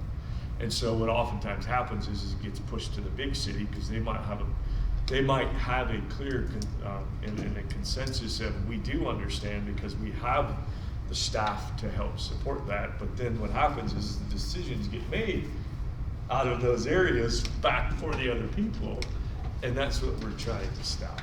And saying, hey, you know, this person over here is just as important as that person over there. And we just want to make sure that we don't lose that. And we see that even amongst Olmsted County and Winona County. And, you know, their concept of $90,000 is, in our concept of $90,000 are 2 totally different things. And we have to look at those things and evaluate them and differently than what other counties do. So it's an interesting board to sit on because it involves you, you know, with your neighboring people and trying to figure out how to make that all work and then you throw the Winona narrative in. So anyway, I'm done. I don't have anything more to drag the meeting out with unless you have questions. I have one. Did the city of Winona appoint their representative already? I don't think so. I don't know. I have asked one to actually go for it. So, So Paul Schoenmeyer isn't on there anymore, but I would have assumed he'd have been the one because he used to be on this board. Yeah. And he's also wife of her husband, Chris Meyer, our county commissioner. Did they say something about it might actually be a staff? Yeah. I think that's. I think it said something about I think that. it's open. so I think that can be open. I'm not sure if they've made a decision already and just haven't, Feels to me like he should be elected. yeah. Oh. Kay is not here. Anybody got any comments from her? No. Okay. Sheila's No, not actually, here. she emailed us and said she had no comments. Isn't that what she said? Okay. Yeah. Sheila's not here. I know if Josh or Steve have Yeah, that and update down for there Whitewater? below on Whitewater, I guess, and the supervisor, so I can do it there, I guess. Okay. Sue? Mine will be short. Jessie Bronson, the team lead, was gonna be here today, but she apologized. She was not able to be here. She's planning on coming next meeting to introduce herself and share information with you guys. As far as my report, we're working on equip at the office, getting things ranked, scored. We're only scoring the high rank, or high application. And we have 12 that we're doing right now. The other thing is, we have a CRP sign up going on, FSA, if you know of landowners in your guys' area, you're interested in CRP, January 4th, it started, and it goes to February 12th on the general. And there's also a grassland reserve, that's more for like pastured areas, potentially to get into CRP, and the payment rate on the grassland is $28 an acre. And provided you meet the eligibility, and you have to work through FSA for eligibility, they'd have to contact them. So if you know people that are interested, that's who they need to contact. I just gave you guys a fact sheet, so you kind of have an update on what's going on there. CRP planning process is gonna be changing a little bit, just to let you know. Technology's taken over. We have what's called a platform of Microsoft Teams, and all our CRP contracts will be tracked on Teams now. It's a platform where both FSA and NRCS share the same spreadsheet, and different components of it are assigned to each agency, and also the helper bees. And there will be no more paper contracts in my office. They're all gonna be electronic. They're accepting electronic signatures. We can do a wet signature, but they're not, that's gonna be last option. We're gonna go to Zoom meetings to review contracts, so we don't have to have landowners come into the office. We're gonna just send you a meeting notice, you meet with us, and we put the stuff on Zoom and review. And this is not because of COVID, this is just permanently Well, ongoing? it's a little bit of both, and COVID just pushed that a little bit further, and But it's. Once COVID is behind us, you're gonna continue We're still these? gonna do this, Yeah, yes. okay. So what happens if somebody doesn't have internet access or what? That's a good question. That would be a question for, I mean, we get this all the time, we do predominantly. I'm sure we have exceptions, because there always are, there's always gonna be people until the next generation takes over some of that land. I'm curious on a standpoint of enforcement, because this is something even in our world that I'm just curious how, is the government just basically saying, you don't have a choice, you either figure out how to do this? FSA is still gonna have a paper copy in their office, Yeah. but they're gonna have to make the copies of Are it. they Our mandating it? agency's gonna do the technical and do the conservation plan, and that's all gonna be reviewed. It's gonna be a lot better for us to be able to share and sign IR sheets, which are the job sheets showing you have JAA. My question is if they request and say, I don't wanna come in, or I don't wanna do it digital, or I wanna come in, I don't wanna do this digital, whether they have the capability to do it or not, do they have to do it digital? COVID right now, we're not having anybody come to the office right now. Unless they absolutely have to, is that the way it works? I haven't seen anybody for I'm just, quite a well, while. I mean, what's happening and what's actually policy, I'm really Our curious. staff is going to the field. Yeah. I mean, and. So they'll come to you, or you'll go to I'll them go to if they them can't come. more so than they'll Okay. come to. Yeah, I'm just trying to us. figure out what the position they're taking on that, because it's, I foresee us getting tablets, where if we go to them, they're gonna be able to sign right on the tablet. That's where I see us going. so, It's not. but that do you one- see the you going to them I- as temporary? Maybe? I don't know, I don't think so. I don't think the field, you can replace the field work that needs to happen. Yeah. We're always gonna have a component of it, but our technologies are changing even with, Right now, they're using Total Station for doing surveying and stuff, and they're using LiDAR. Well, our LiDAR is from 2007, so it's getting older, and you go out there and the ditches are deeper than what's showing on LiDAR, because there's a difference. If they don't update the LiDAR, it's only as good, so you still have to do the survey. But they're going, That's happening, right? I think the Winona county. County, but, you know, I guess that'll be, but they're going to what's called 123 survey, which is all on your phone. It's gonna be on government phones that we get issued, and the survey stuff's gonna be all on your phone. Whether it works in southeast Minnesota, they're testing, it's in testing phases right now. Where like Jessie, my boss, and some of her staff are trying to test it to see if it's gonna work. Cause I think they're gonna run into connection and problems as you get closer to the woods and down in the valleys where the service isn't, but some of that service is getting updated too, so they don't really know yet. But like I say, technology is kinda changing, and we're to offer district, like I'm gonna offer Daryl the ability to sign the contracts, and I'm gonna send him electronic to him, he's gonna have to e-sign them. Otherwise, if he refuses to e-sign them, they're just gonna move forward, and it was a complimentary, you know, whatever, and they just won't have his signature on it. I would just. Which is not, I mean, I like Daryl knowing what's going on, but he has to have the ability to do it with his electronics he has available to him too. We do some e-signatures. And maybe it'll work, I don't know. You know, I'm new at the box and one, you know, there's an app out there where it's box and one, and. It's basketball, defense. No, it's an app where you assign, documents and you send it directly to the landowner, and they're able to e-sign on it. It automatically provides them the software to be able to sign. So, things are changing and technologies are changing, so it's however how much we adapt to use it. I think it's gonna be a time saver for everybody involved in the planning processes of getting all the paperwork that's needed to have an active contract.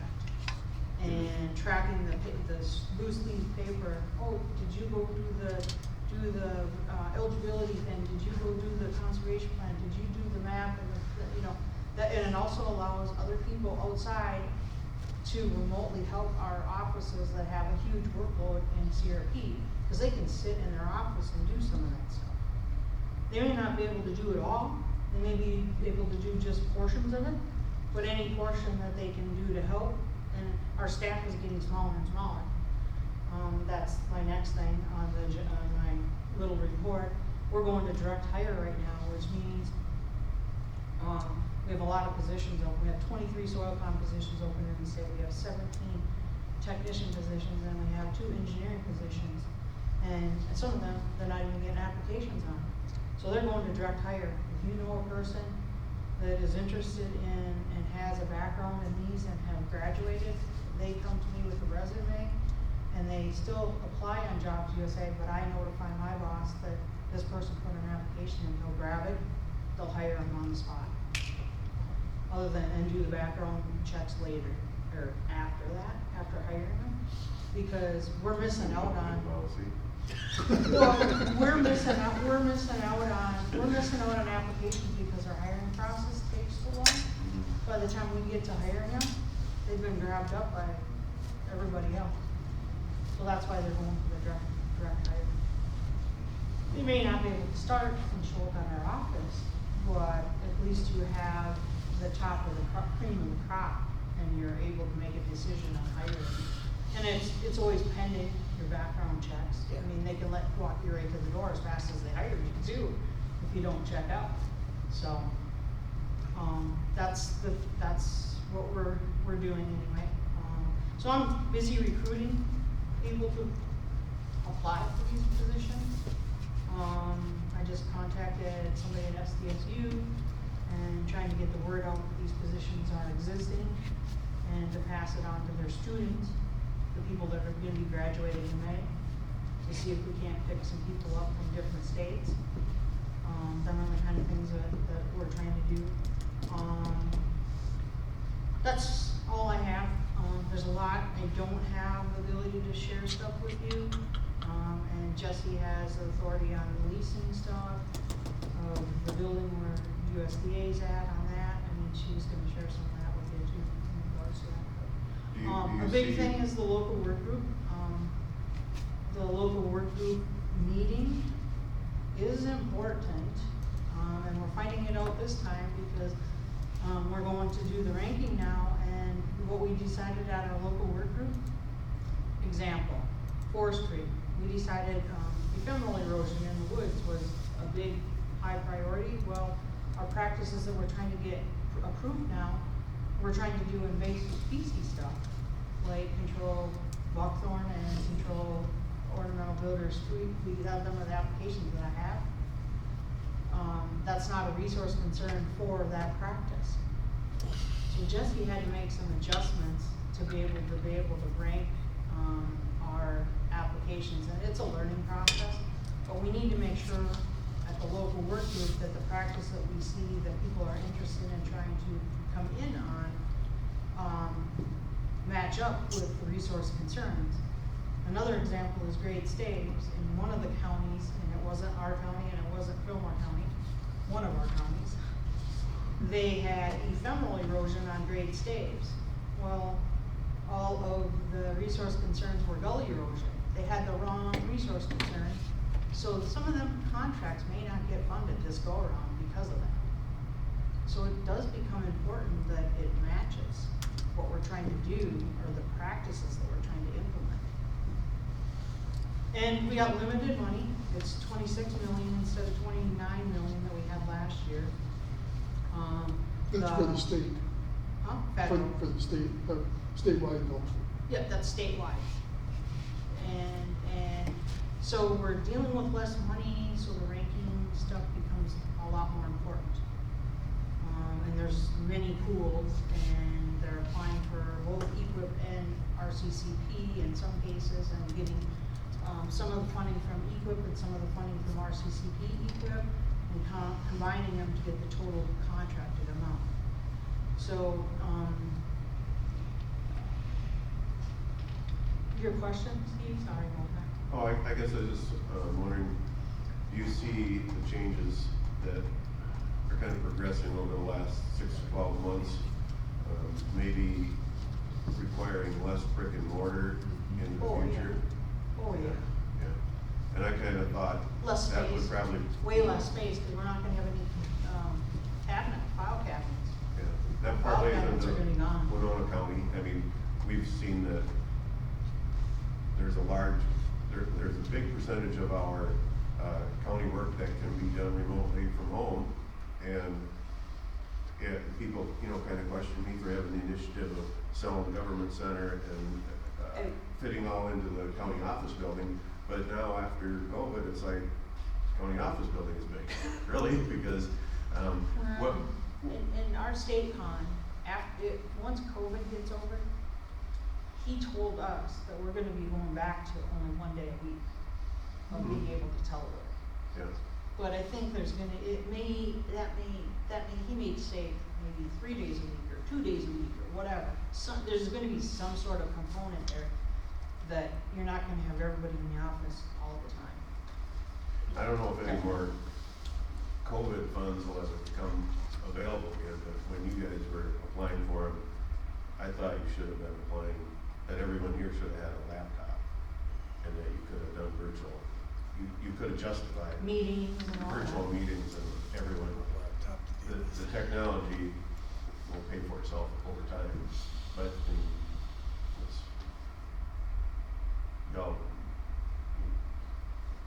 I prefer meeting in person myself, but I know I can see where things are going overall.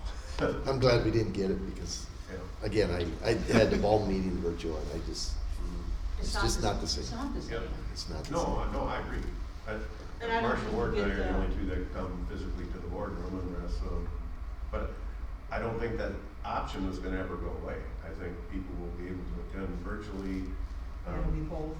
Yeah, I sense that the direction of the future will be a I'll know.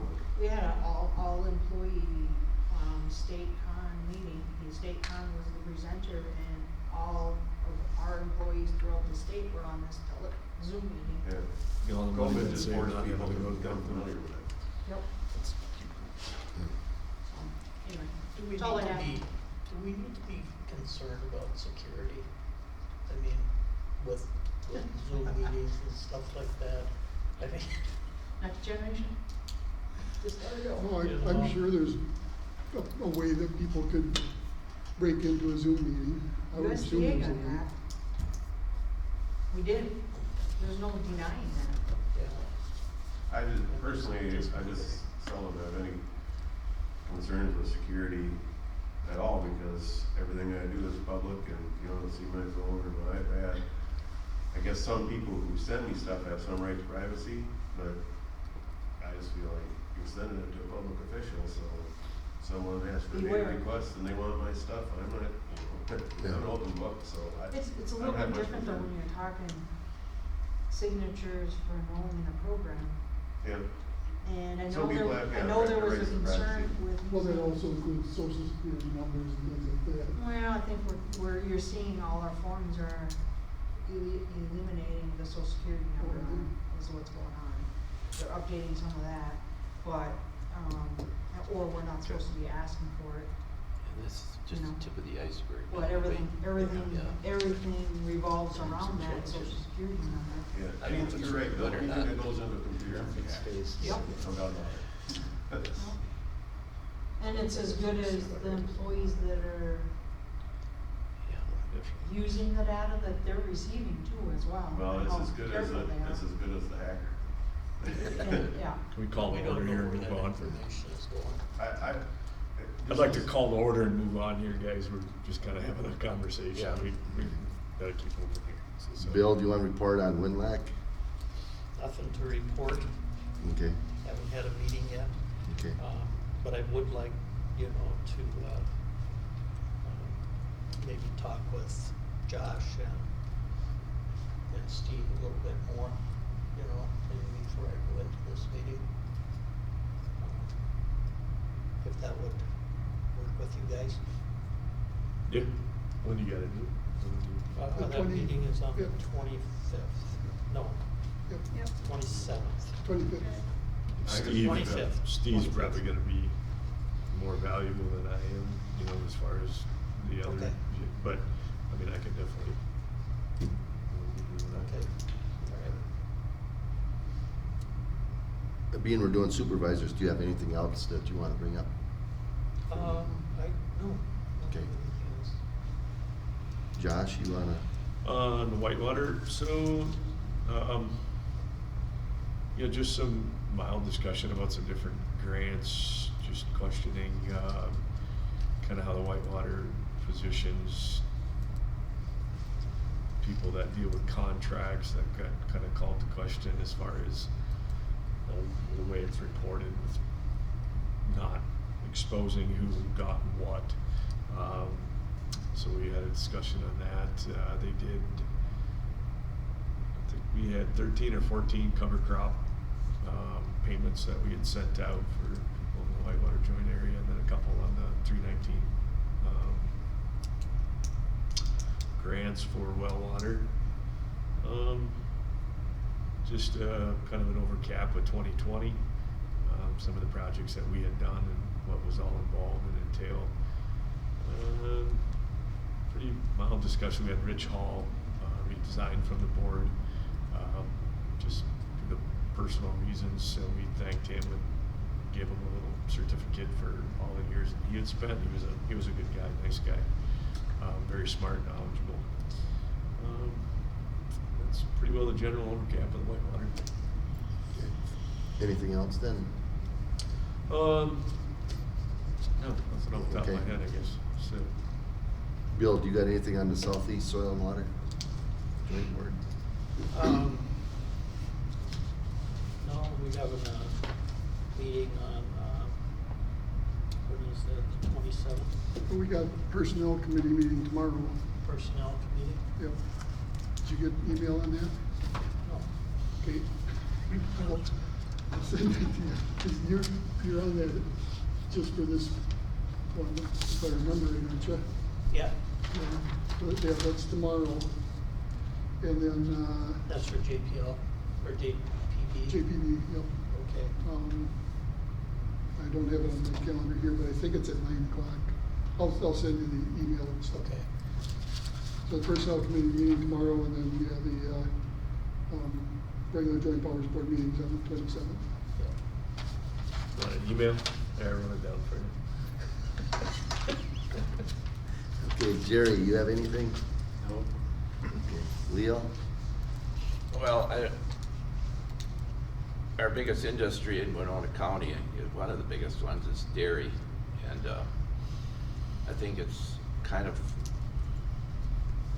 going to be very difficult to show a profit because the bean market and corn market have just gone up, you know, tremendous. So if you have to buy your feed, it's pretty much, there might be an exodus of dairy cattle in the next year or two. If things don't turn around. So I just don't. And I was gonna ask Steve if there's any motion or emphasis of the county board to revisit the feedlot cap. Yeah, so coincidentally, Post-Colton reporter Brian Todd sent an email just about 2 days ago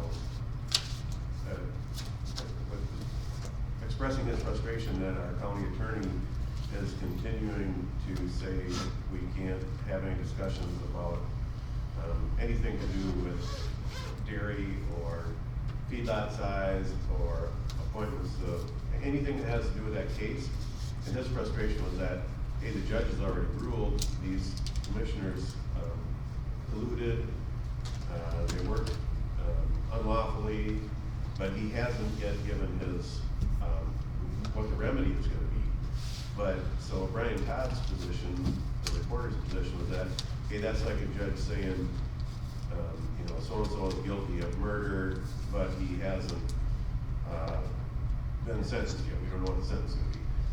The determination has been made, the court case is over, county lost, but our county attorney continues to tell us we can't touch that because now, at this point, she's saying the remedy hasn't been solved yet. So the remedy is gonna be one of two things. It's gonna be either to remand it back to the Board of Adjustment or to say that the same county commissioners are still in control. There's no way that they're gonna get anything fair at Winona County and just give them their verdict. So those would be, so no, they're, and frustrating because for me, the Commissioner Meyer had stated specifically that once we had the dairy census material, that she would revisit that, and I brought it up more than once, and she just points her finger at the county attorney, no, I can't talk. So no, Yep. nothing there. Okay. Okay, I think it was December 16th, we had a ball meeting. The biggest part of it was discussing the West Indian Creek watershed up by Wabasha. The project was funded 60% by federal and 40% by matching grants from other, I don't know if it was Charles Unlimited and things like that, but. I think some state also, probably. Okay. Possibly. Did you zoom in, or? Yeah, I was in on it too. I'm looking at my notes right now. Okay. Then they talked about some small watersheds, and they have to meet 10 criteria.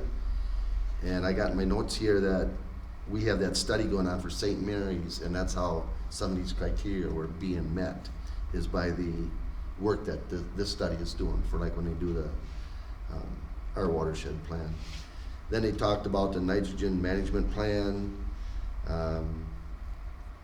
They had Tim Rizek, is that how you say his name, Ruzek? Yep. From Mauer Soil and Water.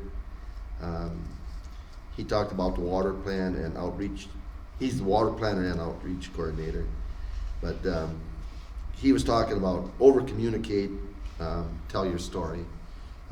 So people know what's being done and what impact we have on everything. I do believe that, I talked about this before, that movie or video that they got is now completed and it's been out. Use your social media, they stress that, radio, newspaper, whatever you got. You wanna add anything to it?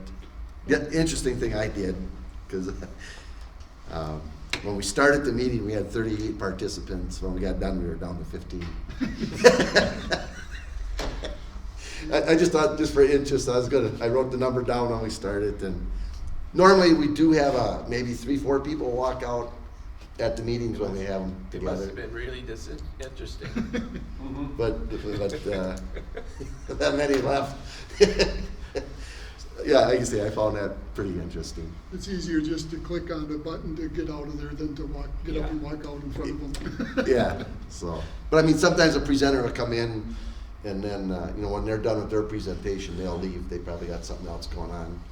But most generally, the other soil and water board members that are there stay, and the representatives from Rochester and MPCA, they all stay. But I was just curious. I was curious to how it was going to turn out, and there was that large of a drop. Yeah, I think there was a lot of, I don't know if it was MPCA or some agency people there for that very first one.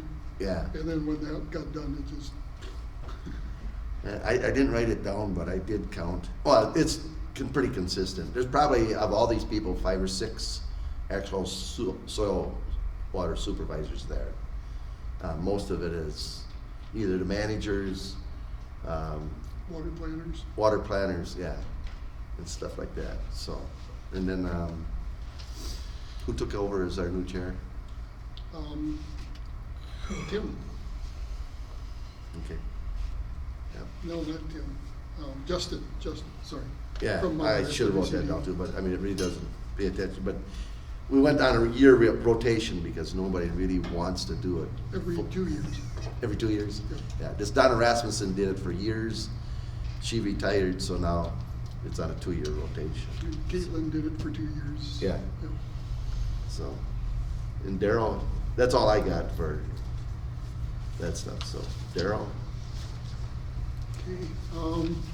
Okay, Amanda just got this today, so she wanted me to let you guys know there's not gonna be a local Envirothon.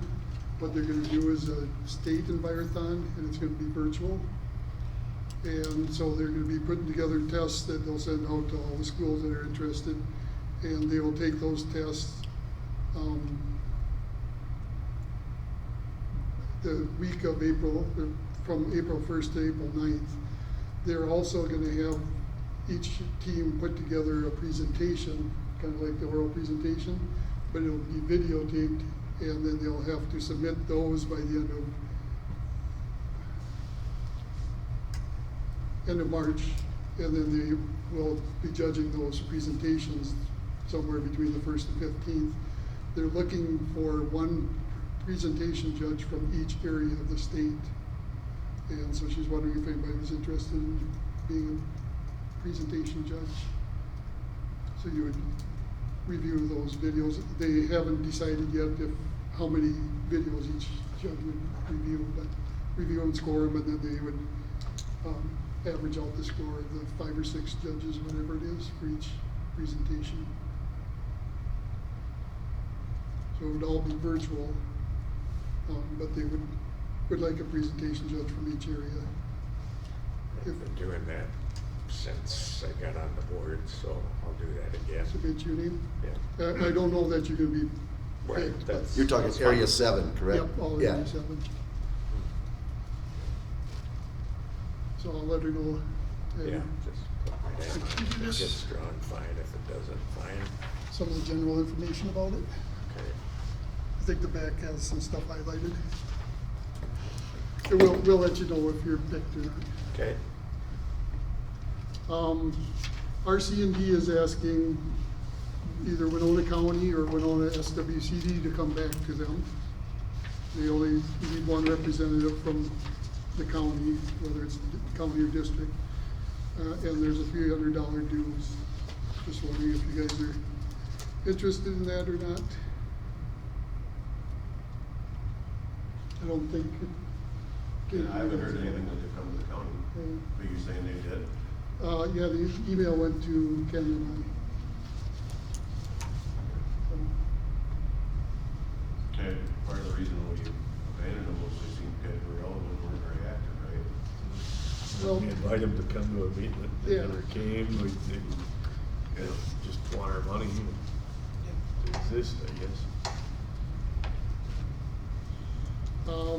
The other thing I wanted to update you on is January is not gonna be, or is very hectic with all our year-end data entry and reporting and everything. So Wanda and I are gonna be swamped the rest of this month and Wanda into next month with some of the stuff, other stuff she has to do. But we have 12 Bowser grants that we have to finish compiling all the data and from all of our partners in the Red River and enter all that data into E-Link. We have to do our reporting on the Wetland Conservation Act. Some of it we do on the computer and some of it we do to the county, and the county, I think Sheila enters some of it. And then we also have 5 sub-agreements that we're putting together all the year-end data and sending back out to all the agent or people that we're working with on those sub-agreements. So we're gonna be, and then like for myself, I have 8 meetings yet before the end of the year, or end of the month, I mean. Office space update, the current landowner, I think I mentioned that earlier, asked if we could talk about lease options. So I don't know what, if they're talking current lease or future lease, but they've also asked some questions about interest in offering space to the district and NRCS or USDA.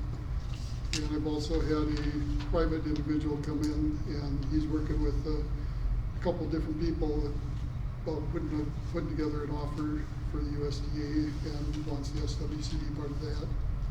And then I've also talked to the local broker for USDA and just making sure that he lets people know that the district is interested in some space too somewhere, whether hopefully it's with them. But, just got email. Did you guys get anything on the legislative day? I think I just got it either yesterday or the day before. March 18th is going to be the virtual legislative day at the Capitol. And it sounds like that's their official day, but they like people to meet virtually with the legislators within a few days of the 18th. And I'm hoping they send out a little bit more information. I don't know if they're just talking that we set things up with our own phone calls or a Zoom, or if they're putting something together to run this. But did you guys, have anybody checked your email? I checked this morning, I didn't see nothing like that. No, I didn't see any either. You want me to forward what I got from them? I can do that.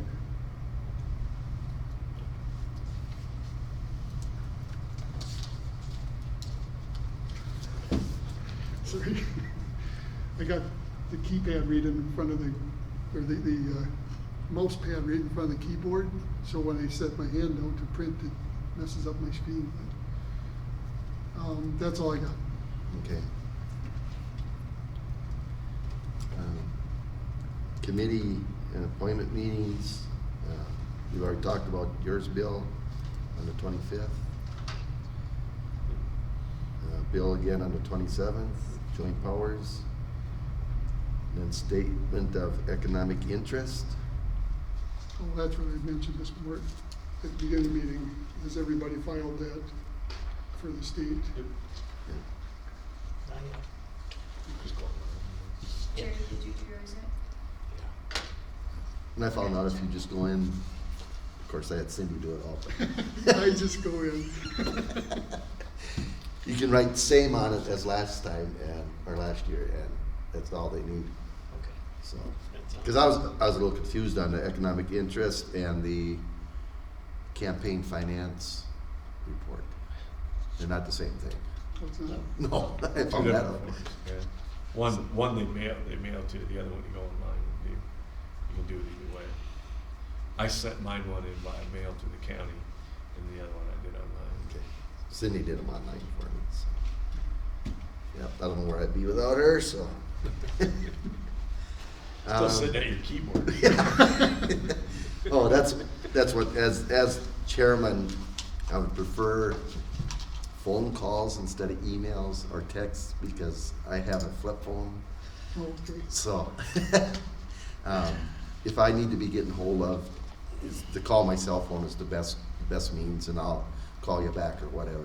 Okay. Andy, there's still hope. I just taught Chuck how to text, so there's still hope for you. My biggest problem is I can't spell, so that's, Phone too, so. yeah. Well, that phone, my phone helps me spell. Oh, you got a flip phone? Yeah, no. No. I got mine right, If you just get close. right here. So anyway, if there's no other business, next meeting's February 11th. Entertain a motion to adjourn. So moved. Second. Sounds good. We don't vote on that, do we? Okay. All in favor? Aye. Right. Okay.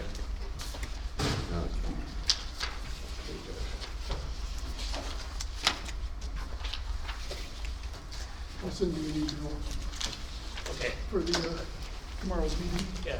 Cause that has a link on it too for the